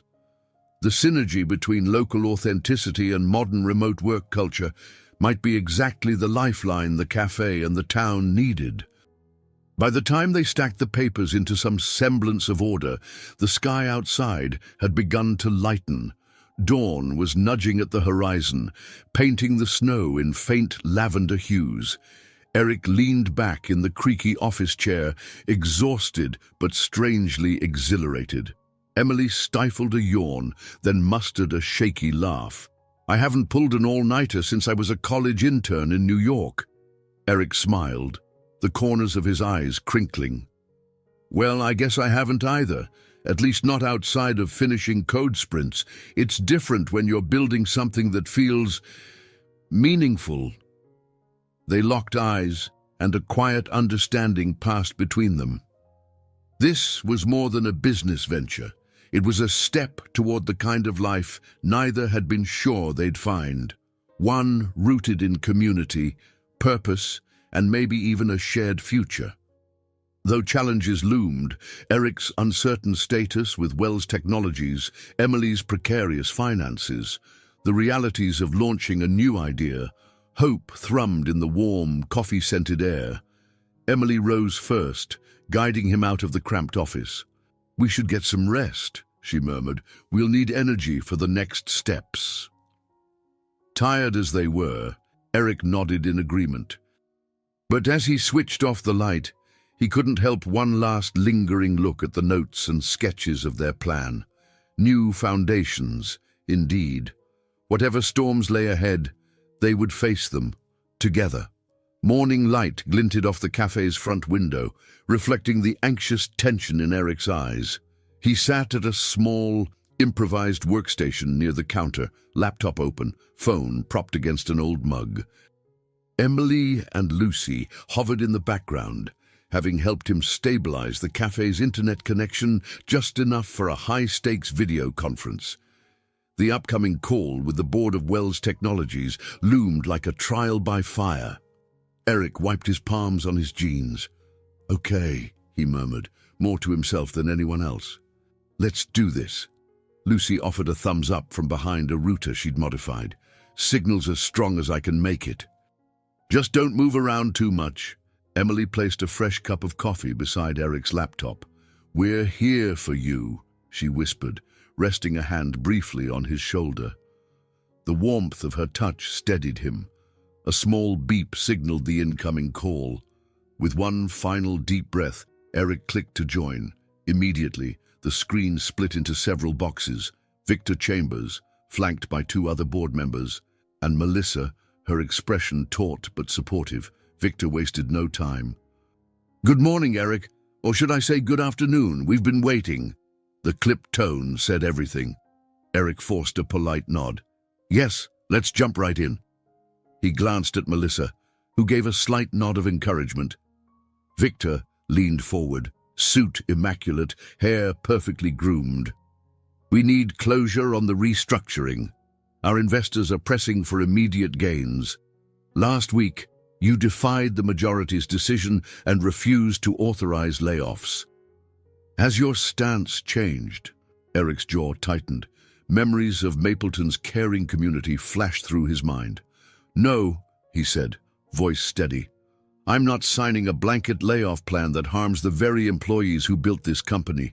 If we need to tighten budgets, let's do it responsibly." A brief silence fell. One of the board members, Diana Rodriguez, cleared her throat. "Eric, we respect your passion, but ignoring investor demands can jeopardize future capital. The board is leaning toward appointing an interim CEO if you remain inflexible." Eric noticed Melissa stiffen at the mention of an interim CEO. He inhaled, remembering his late-night discussions with Emily about living with integrity. "I understand the risk," he replied, "but I also know the long-term damage we'll do if we gut entire departments. Employee morale and product quality will collapse. We can propose an alternative plan, targeted reassignments, partial hiring freezes, maybe a severance package for voluntary early retirement. It's slower, but it keeps our core culture intact." Victor's eyes narrowed. "In case you forgot, we are a billion-dollar unicorn. We have to maintain that momentum. Sentimentality won't pay the bills." Eric clenched his fists beneath the table, struggling to keep calm. "This isn't sentiment, it's strategy. When you destroy the team that drives innovation, you undercut future potential. That's not just a moral stance, it's a business one." Diana leaned forward, her expression thoughtful. "Eric, if we give you time to detail a plan, how quickly can you send a formal proposal? Investors won't wait forever." Eric's shoulders relaxed by a fraction. "I can have a preliminary outline in 48 hours. I'll include precise financial projections and alternative cost savings measures. Victor's gaze flicked to the other board members, annoyance etched into every line on his face. Fine. You've got 48 hours. But let me be clear. If your plan doesn't satisfy them, we'll move on with or without you. Eric nodded once, feeling a surge of relief tinged with anxiety. Thank you. Melissa's face flickered on the screen, stepping in before Victor could end the call. We'll expect a draft soon. Eric, take care. Her words carried more warmth than the meeting itself. When the call dropped, Eric exhaled a shaky breath. His heart pounded like he'd run a marathon. Lucy and Emily exchanged a hopeful glance. So? Emily asked softly. We've got 2 days, he replied, eyes still on the now black screen. If they reject my proposal, I'm likely out, but at least they're giving me a chance. Emily offered a half smile. That's something. And you won't be alone. We can figure it out together. Eric closed his laptop, letting relief wash over him. However daunting the next 48 hours might be, he wasn't standing on quicksand anymore. He had direction, conviction, and a fragile lifeline to the company he'd built from scratch. And behind him, he had Mapleton's unwavering support, evidence that there was, perhaps, a new way to merge integrity with ambition. A few hours after the tense board meeting, Eric spread a bundle of papers across a cafe table, turning the cozy shop into a makeshift strategy hub. Regular customers came and went, sipping coffee and nibbling baked goods. But he remained focused on drafting a viable business plan that might appease Wells Technologies' investors without sacrificing half the workforce. Emily Sue, wearing jeans and a flowered apron, appeared at his side with 2 steaming mugs. Latte for you, chamomile for me, she said, setting them down. Where do we start? He raked a hand through his hair, scanning figures he'd jotted down. First, I need to map out cost reduction strategies that don't involve mass layoffs, rethinking vendor contracts, optimizing our remote workforce, maybe delaying certain expansions. He paused, mouth quirked into a small, rueful smile. Feels strange not to rely on the usual slash-and-burn tactics. But I'm determined. Emily touched his shoulder lightly. I have a feeling you'll succeed. Besides, you did help me rework the cafe's finances. Maybe this is just a bigger version of that puzzle. He nodded appreciatively, though he knew the scale and stakes were exponentially higher.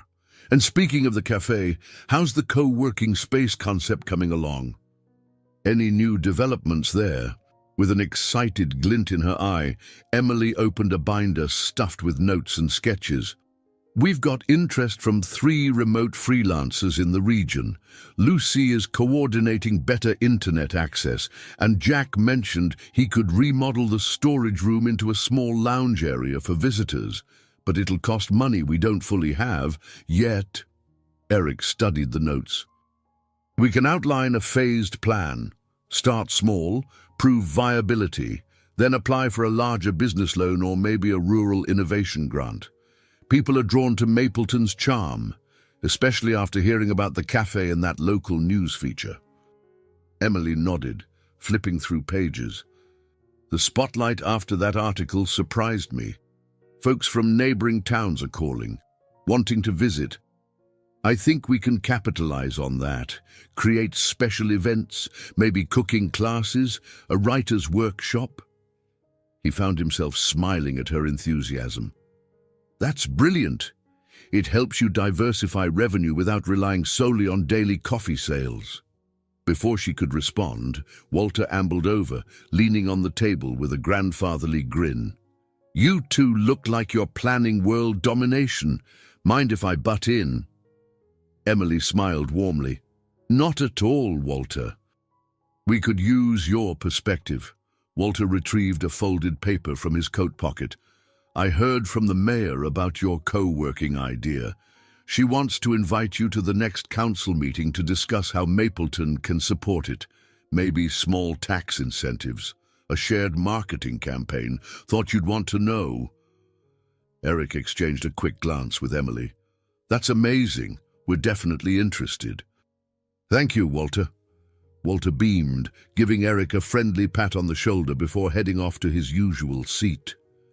As soon as he was gone, Eric turned back to Emily. Between that opportunity and my board's demands, we're juggling a lot. I have to finalize the Wells Tech proposal first, then we can dive deeper into the cafe's expansion plan. She nodded, though a flicker of concern crossed her face. Just don't burn yourself out. I can handle some aspects of the cafe on my own. You've already done so much, he exhaled slowly. I appreciate that. But oddly enough, helping with both feels more energizing than draining.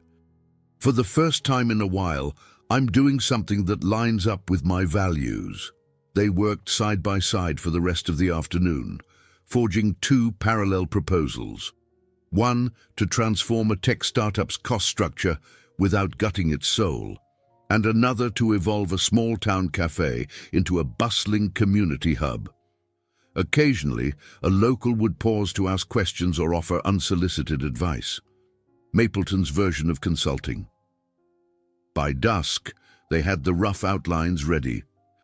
Emily stood, rubbing a kink in her neck. I should close up soon. You need a break, too. Eric stretched his stiff limbs. I'm nearly done with the bullet points. Once I refine the numbers, I'll email them to Melissa for final feedback before the board sees it. He eyed Emily fondly. Thanks for sticking around, especially after your shift. She simply smiled in return, expression imbued with warmth that went beyond professional collaboration. Eric felt that quiet spark again, an undercurrent of promise that maybe, in Mapleton, he'd found more than just a good business partner. He'd found someone who believed in him, not for the achievements or the hustle, but for the person he was finally becoming. And in that moment, as the overhead lights cast a soft glow on scattered paperwork, he realized that even if the board rejected his plan, he was already shaping a new future, one with deeper roots, honest connections, and the tangible rewards of building something genuine. 2 days later, Eric found himself boarding a plane for Chicago, a hastily arranged trip to deliver his presentation in person. Emily drove him to the closest regional airport at sunrise, both of them bleary-eyed but determined. Their conversations in the car circled around final details of the plan, peppered with occasional bursts of quiet longing, neither fully acknowledging how much they'd miss each other. Upon landing, Eric was met with a jarring contrast. The hustle of O'Hare Airport, the ceaseless announcements, the swirl of travelers. He navigated the familiar bustle, feeling more out of place than ever. Clutching his laptop bag, he hailed a taxi to his Chicago penthouse, an upscale apartment that had once seemed a pinnacle of success, but now felt strangely sterile. Stepping into the foyer, he flicked on the lights. It was just as he left it, glossy surfaces, minimal decor, a skyline view of Lake Michigan, yet the silence inside felt suffocating, lacking the warmth he'd grown accustomed to in Mapleton. Even the air carried a faint chemical odor from the automated cleaning service. He set his bag down, remembering how Emily's homey guest room had smelled of cinnamon and coffee beans, a welcome he never thought he'd crave. Still, there was little time to dwell. The board meeting loomed that afternoon. Eric quickly showered, dressed in a tailored suit he hadn't worn in weeks, and headed to Wells Technologies' downtown headquarters. The building's sleek glass facade was a testament to ambition. His ambition. Walking through the lobby, he spotted a few of his employees, some offering polite nods but looking tense. The weight of impending layoffs, rumors, and confusion had permeated the atmosphere. Melissa greeted him near the elevator bank, relief evident in her eyes. "Thank goodness you're here," she breathed. She looked exhausted, dark circles under her eyes. "Victor's been riling the board up, questioning if your plan can deliver immediate returns. Are you ready?" Eric offered a tight smile. As ready as I'll ever be. They rode the elevator to the 42nd floor in near silence. The boardroom door stood open at the end of a sleek corridor. He heard murmured voices and felt a rush of adrenaline. This was the moment he'd spent days and maybe a lifetime preparing for. Inside, the board members sat around a polished table. Victor, perched at the far end, gave Eric a curt nod. Others wore guarded expressions. The tension was palpable. Wasting no time, Eric launched into his presentation, methodically walking them through expense audits, contract renegotiations, and a strategic shift toward remote teams, citing data that validated long-term gains over immediate but harmful layoffs. He highlighted that focusing on stable employee retention often led to stronger innovation and investor confidence in the long run. At first, the reception was chilly. A few members interrupted with pointed questions about short-term profitability. Victor, arms crossed, challenged every assumption that didn't fit his standard cost-cutting narrative. But as Eric displayed chart after chart, citing practical examples, a subtle change emerged. Diana Rodriguez, eyes narrowed, seemed intrigued.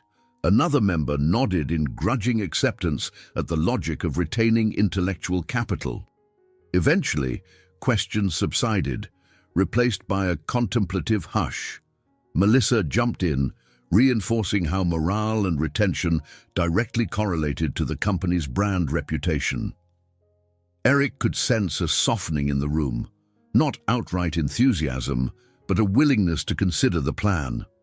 They wrapped up with no definitive votes. Victor stood and announced a closed discussion among the board, dismissing Eric for the time being. As he packed up, heart thudding, he felt Melissa give his hand a quick squeeze. That was good, better than I expected. Stay close to your phone. Returning to his penthouse, Eric felt the clash of worlds more acutely than ever. Mapleton's supportive community and the quick pulses of Chicago's corporate environment felt like different dimensions. He found himself missing Emily's presence, her steady gaze, her unwavering faith in honest solutions. Pacing the apartment, he waited for a call that would determine his future at Wells Technologies.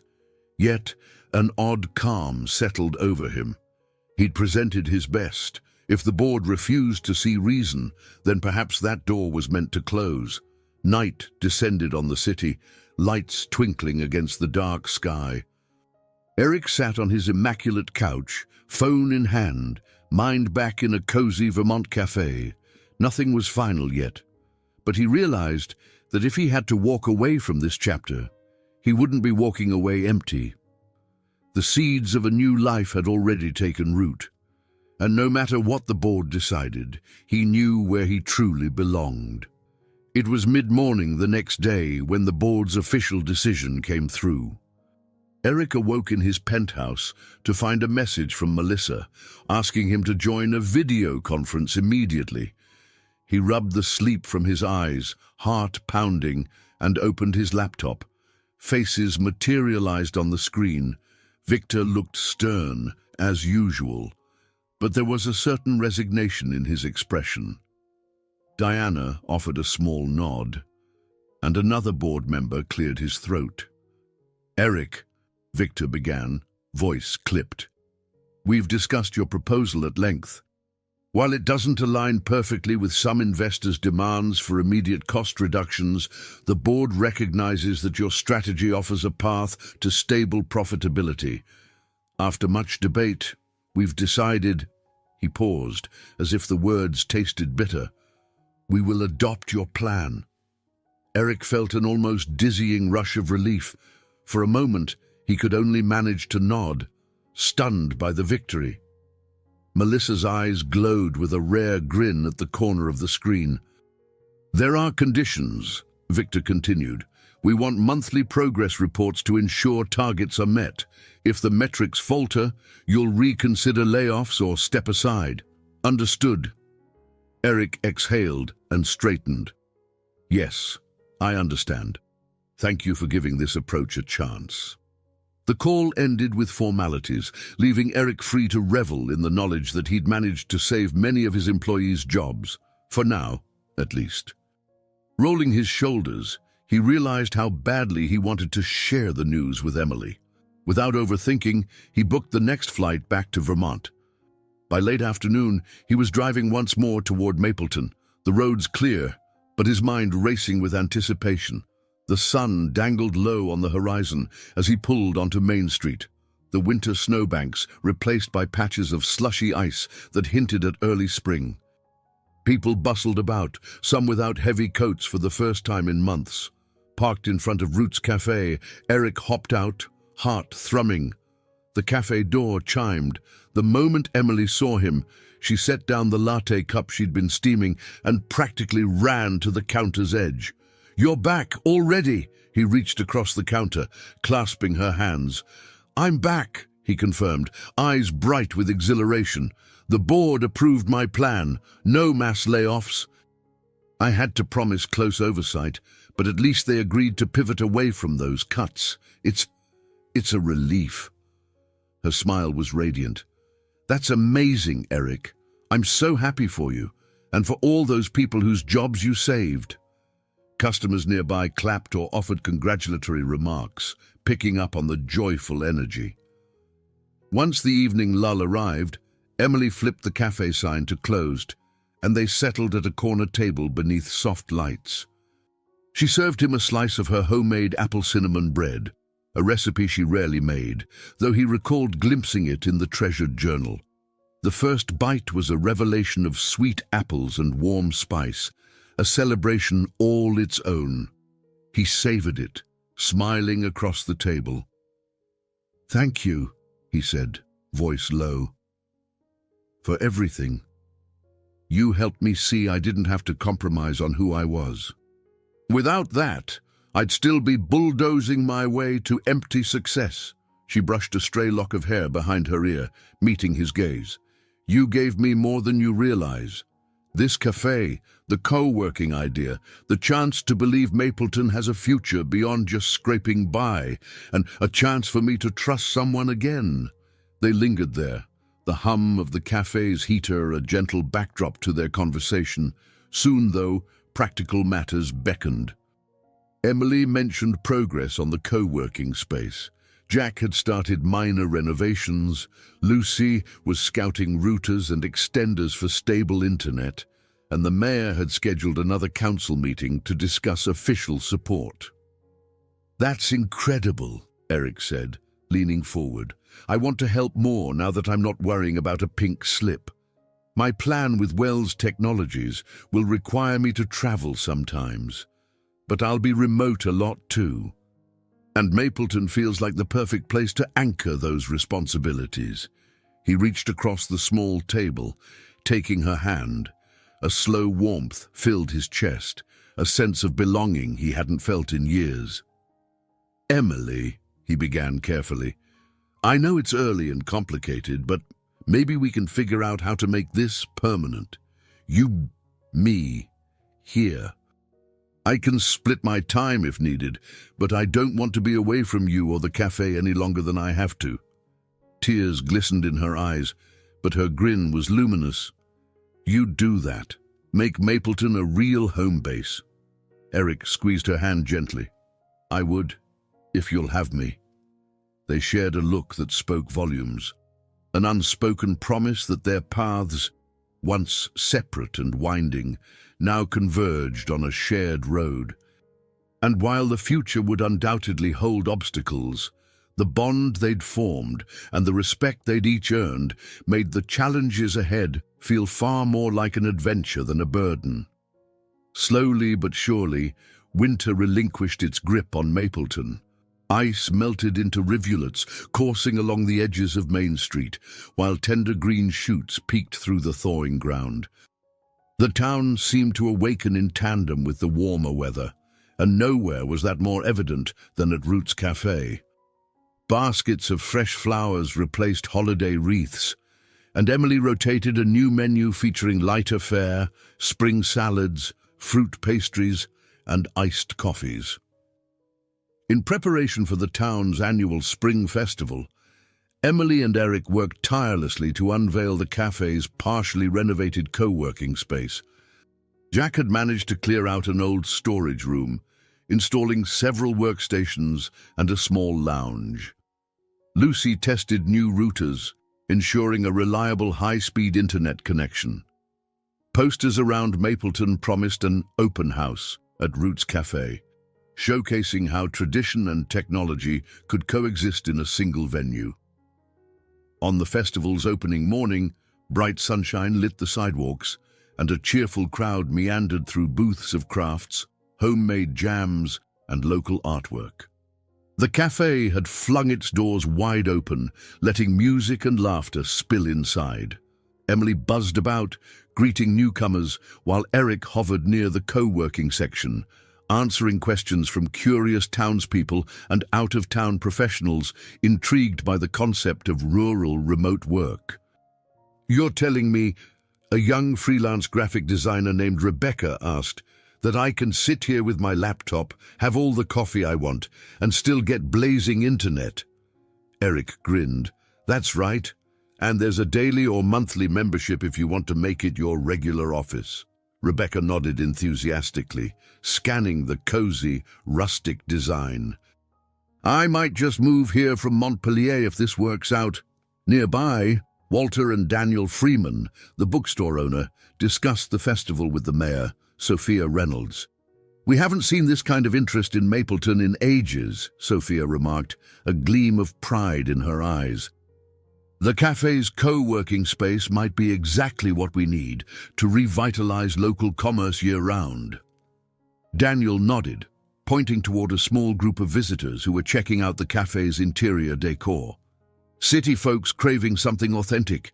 They come for the peaceful vibe, but they still need connectivity. It's a sweet spot." Emily passed by, balancing a tray of newly baked strawberry muffins. She offered them around, pausing to smile at Eric. Though busy, she took a moment to stand beside him, eyes shining at the bustling scene. "Can you believe this turnout?" she whispered.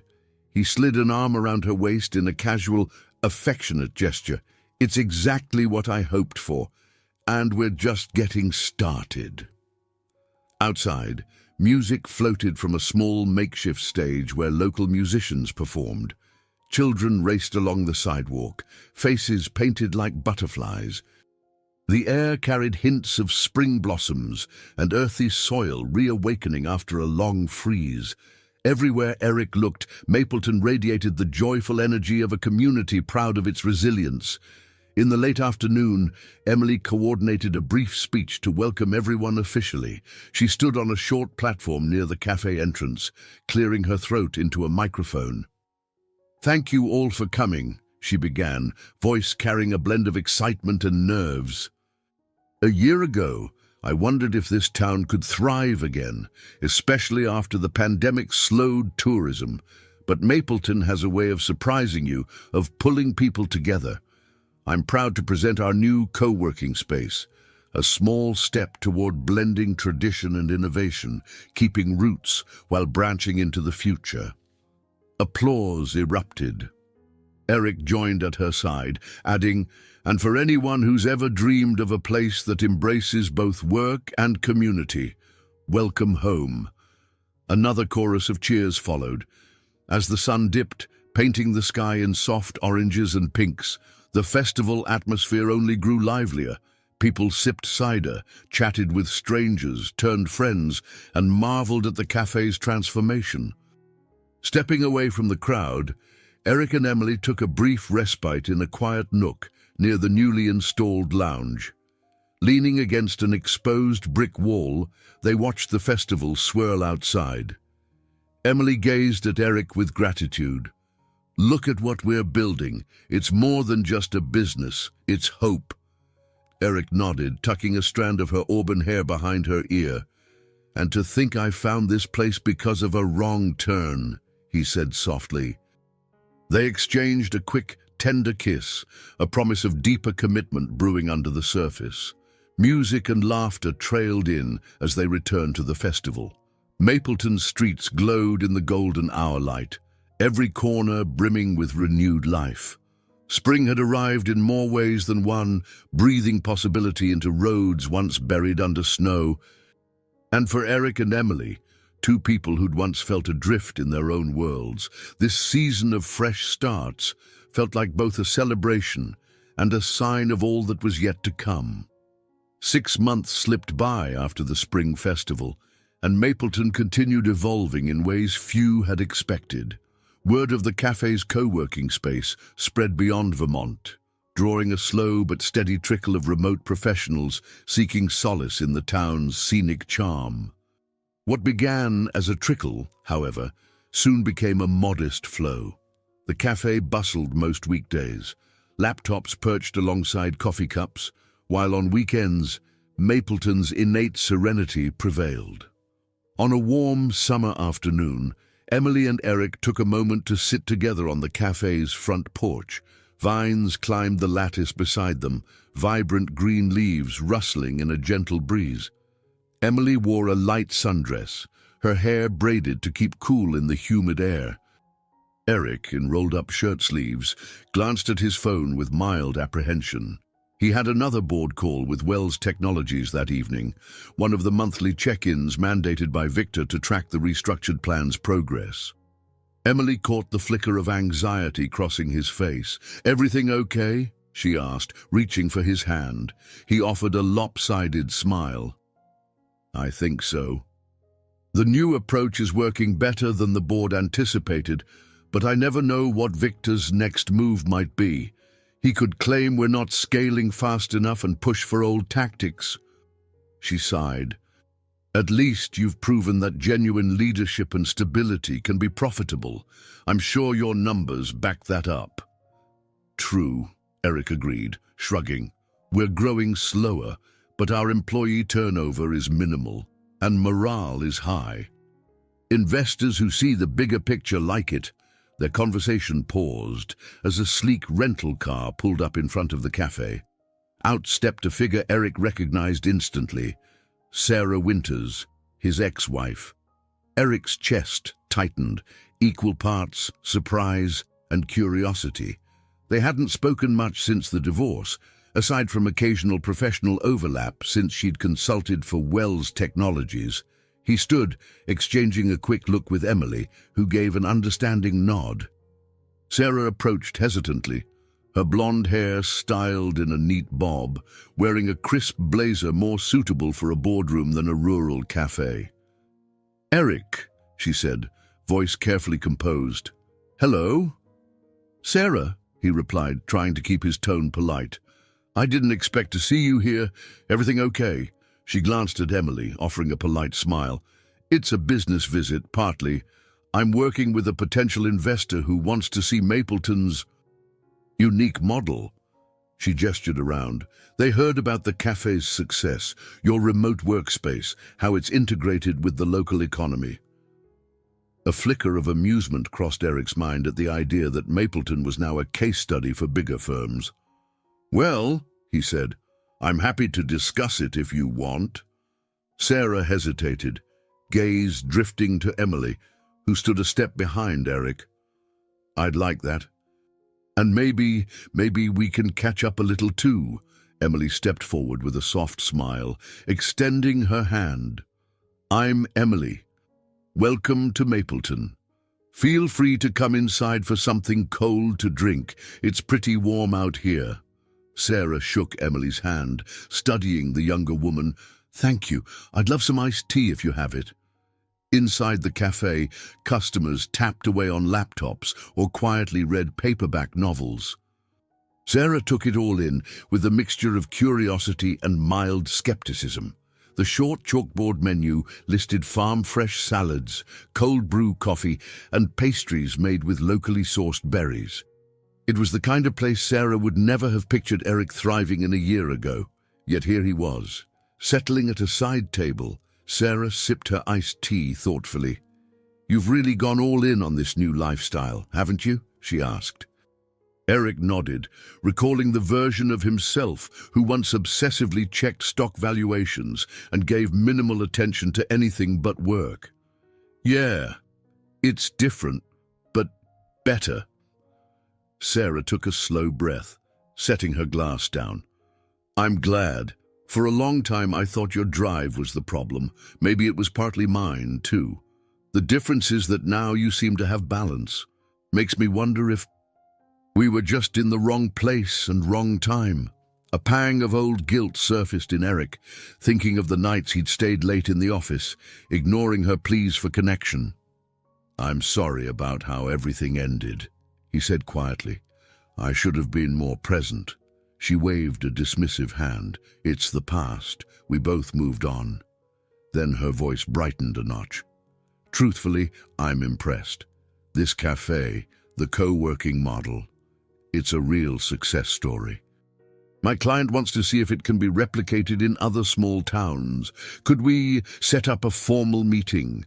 Eric blinked, considering Emily's potential reaction. He glanced over to find her taking an order for a local family. She offered him a reassuring smile, as if to say, "Go ahead."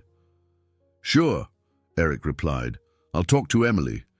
Maybe we can coordinate a visit soon." A beat of silence lingered, thick with the echoes of paths not taken. Then Sarah stood, gathering her bag. "I'll be in touch. You're doing good work here, Eric." As she departed, Eric exhaled, tension draining. Mapleton's once quiet cafe was evolving into a place where even his past could find a seat at the table, if only for a moment. Though uncertainty remained, he knew these echoes of who he'd been needn't overshadow who he was now becoming. Late summer rolled into early autumn, painting Mapleton's foliage in vibrant shades of gold, russet and crimson.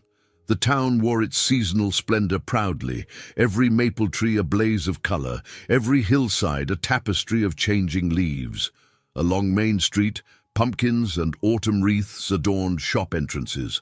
Roots Cafe joined in the celebration, displaying baskets of fresh apples and cinnamon-scented decor. Inside, the co-working area bustled. Lucy had installed a more advanced internet setup, turning the back room into a fully functional remote workspace. A handful of new faces worked there daily, freelance writers, a telehealth consultant, even a small software team from Boston that split their time between the city and Mapleton. Some residents worried about losing the town's cozy character, but Emily had worked tirelessly to ensure the cafe retained its friendly warmth. Eric balanced his Wells Technologies responsibilities with a growing role in Mapleton's local revitalization efforts. He maintained weekly calls with the executive team in Chicago, satisfied that morale remained high and layoffs remained off the table. In quieter hours, he helped Emily plan the cafe's next big steps, expanding the menu to include hearty fall soups and organizing weekend events, like a Taste of Autumn festival, to draw in regional visitors. One crisp morning, Emily and Eric stood on the back porch of the cafe, surveying the plot of land behind the building. Birds chirped overhead, and the air carried a hint of wood smoke from a neighbor's early fire. Emily kicked a stray pebble at her feet. "You know, I've been dreaming about turning part of this area into a garden. We could grow our own herbs, maybe some vegetables for fresh seasonal dishes. Customers love that farm-to-table idea." Eric nodded thoughtfully. "That'd be perfect. We can build a greenhouse, extend the harvest season. It'd attract more eco-conscious tourists, too." She flashed him an excited grin. Then her voice turned cautious. "But it'll cost more than I've got set aside. And I'm not sure how the local bank would feel about another loan right now." He slipped an arm around her waist. "We can see if any grants apply. Or do a community fundraiser, maybe a harvest dinner event to rally support." Emily's shoulders relaxed at his reassurance. Mapleton had taught her that big ideas often found unexpected supporters, and with Eric by her side, she felt braver, more willing to take leaps. By midday, they met with Mayor Sophia Reynolds at the newly refurbished town hall, a building that once felt forlorn but now bustled with renewed purpose. Sunlight streamed through large windows as the trio sat at a round table to discuss community development. Joining them was Margaret, the town librarian, who had been asked to chair a new committee aimed at preserving Mapleton's cultural heritage while embracing modern changes. Mayor Reynolds clasped her hands together. "We've been contacted by a few other small towns in Vermont who saw the write-ups about Mapleton's remote work cafe. They're curious whether similar models could help them. We could host a symposium here, invite local leaders to see how we've integrated technology, community events, and small business growth." Margaret adjusted her glasses and added, "And we can highlight Mapleton's rich history, show how we didn't abandon our roots. Some folks fear technology will erase tradition, but we're showing it can actually preserve and support it." Eric nodded, tapping his pen against a notebook. "I'd love to help coordinate that. Wells Technologies might even sponsor part of the event, given it aligns with our push for flexible, human-centric work practices." Sophia's eyes gleamed. That'd be a boon for Mapleton, a real opportunity. "Let's aim for next spring, when the snow melts again and travel conditions are easier." The meeting concluded with laughter and a shared sense of possibility. As Eric and Emily strolled back toward the cafe, they noticed the bright orange and red leaves drifting lazily in the breeze. He nudged her gently. "Funny how things have snowballed. We started with the idea of keeping the cafe afloat, and now we're shaping a model for other towns." Emily slipped her hand into his. "It's crazy to think a single snowstorm forced you off track, and yet here we are, building something better than either of us ever imagined." He squeezed her hand, eyes brimming with affection. "I'm grateful for it every day." They spent the afternoon mapping out details for the upcoming harvest dinner. Emily planned a menu centered on the apples, squash, and root vegetables in season. Eric worked on a short presentation about Mapleton's remote work program. In the background, customers settled into the co-working space, forging new friendships over cups of spiced cider and the occasional tech meltdown Lucy swiftly solved. All around them, they felt the seeds of change taking root, not just for Mapleton or Wells Technologies, but for their own futures as well. Autumn's richness hinted at an impending harvest, the promise of reaping what they'd sown through hard work, courage, and shared dreams. And beneath the rustle of falling leaves, the gentle hum of growth reminded them that sometimes the smallest towns can hold the grandest visions for those willing to see them. Mapleton's air carried a crisp bite as autumn reached its vibrant peak. Leaves fluttered down in waves of gold and red, carpeting sidewalks in brilliant color. The whole town buzzed with anticipation for the harvest of autumn dinner, an event Emily and Eric planned to showcase the cafe's seasonal menu and raise funds for the future greenhouse project.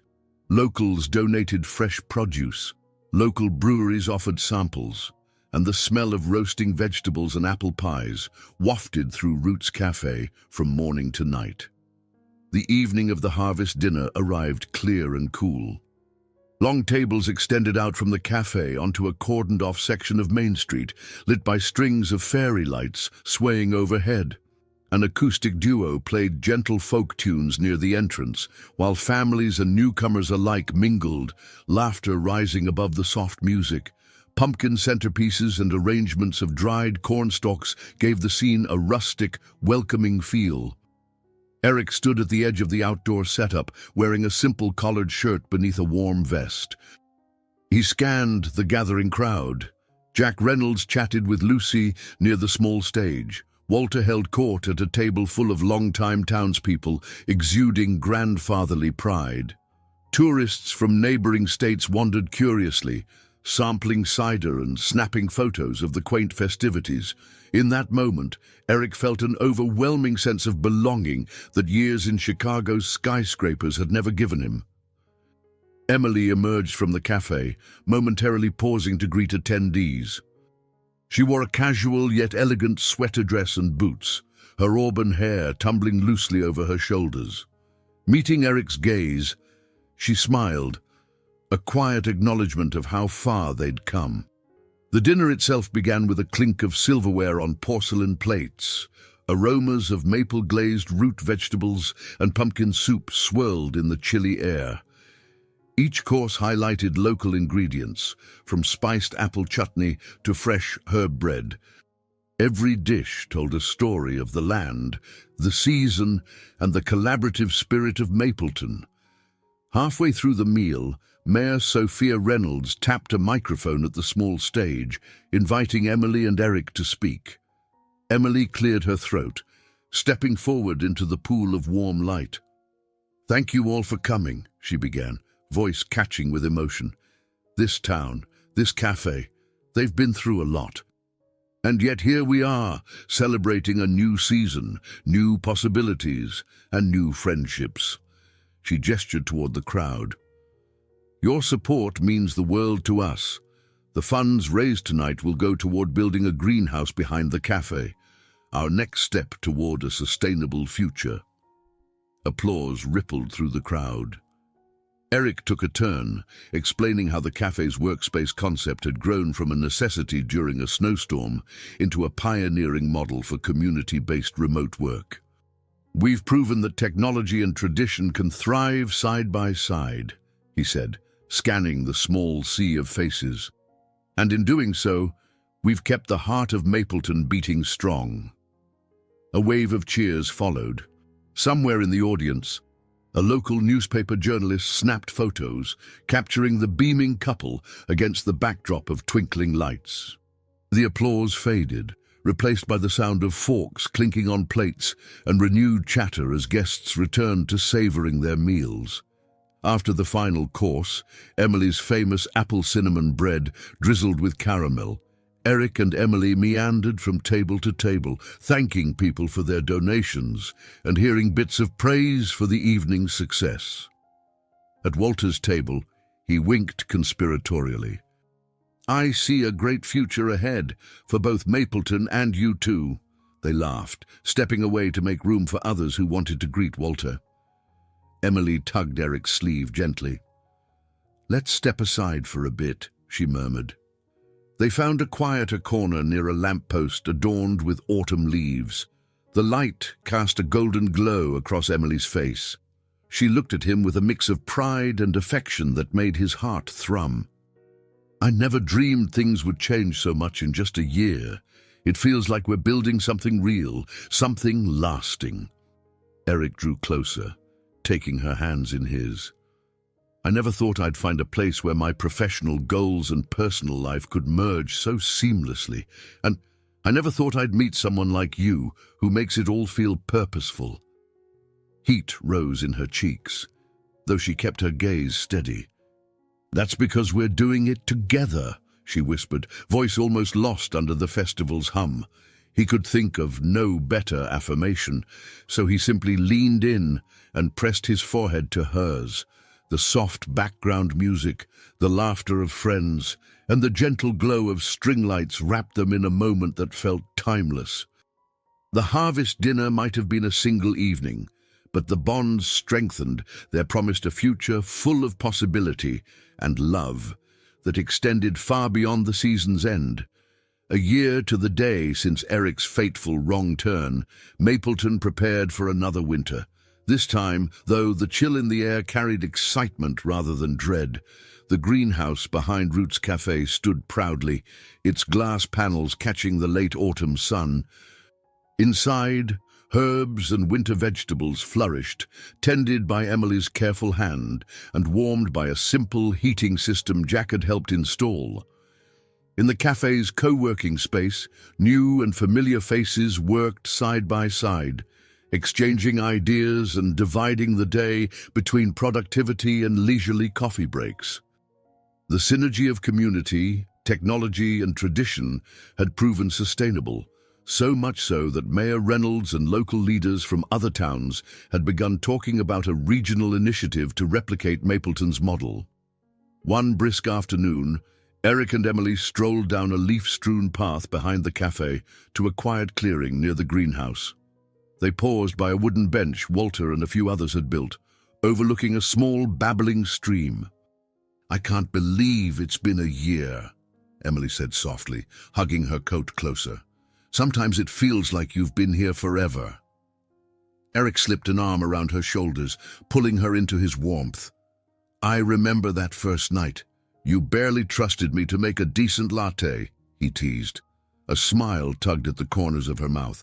"Well, you've improved slightly." She laughed, but her tone grew more serious. "I was thinking about your old life in Chicago. Do you ever miss it? The penthouse, the constant buzz of a big city?" He considered the question. "I won't say I hated it all.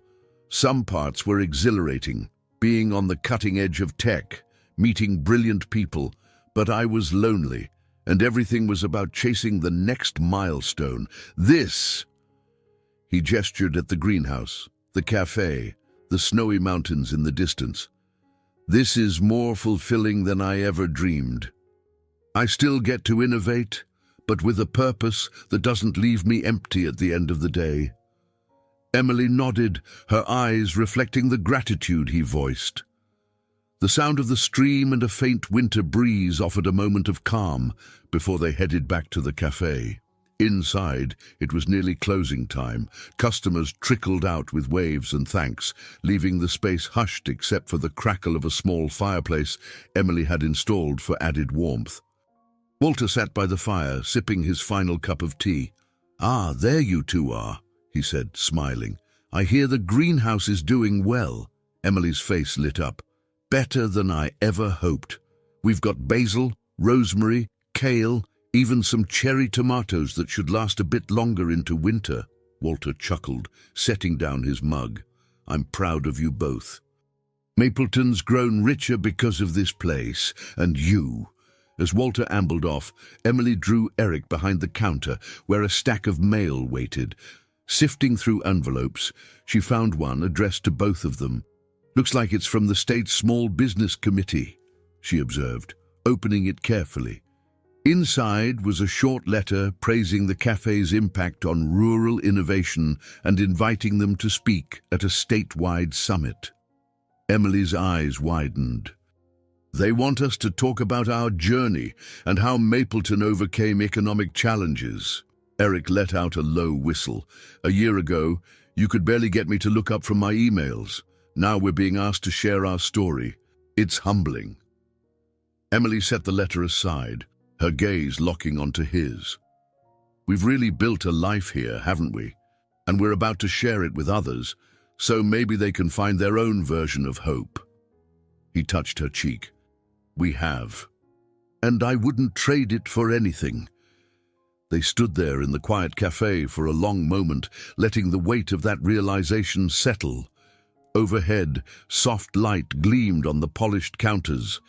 The memory of that first night's storm, the tension in Eric's shoulders, the ghostly emptiness he once carried, all felt so distant now. In its place was a sense of belonging, an unshakable conviction that he and Emily had melded their worlds in a way that honored each of their histories while forging a shared future. When they finally switched off the lights and stepped outside, the early winter chill brushed against their coats. Mapleton's main street stretched out under a star-dusted sky, silent and peaceful. Eric pulled Emily close, pressing a gentle kiss to her temple. "You gave me both roots and wings," he whispered, the sentiment echoing in the hush of the deserted street. She leaned into him with a happy sigh. "And you reminded me that it's never too late to begin again." They walked arm in arm toward the warm glow of the greenhouse, snow softly crunching beneath their boots. Overhead, the moon shone bright, illuminating the path that had once been hidden by a storm. Now it marked the way forward, a testament to how even a wrong turn could lead to the most cherished destination of all. I hope you enjoyed today's story. Subscribe to the channel so you don't miss more stories like this. Leave a like and comment below what you thought of the story. See you in the next video.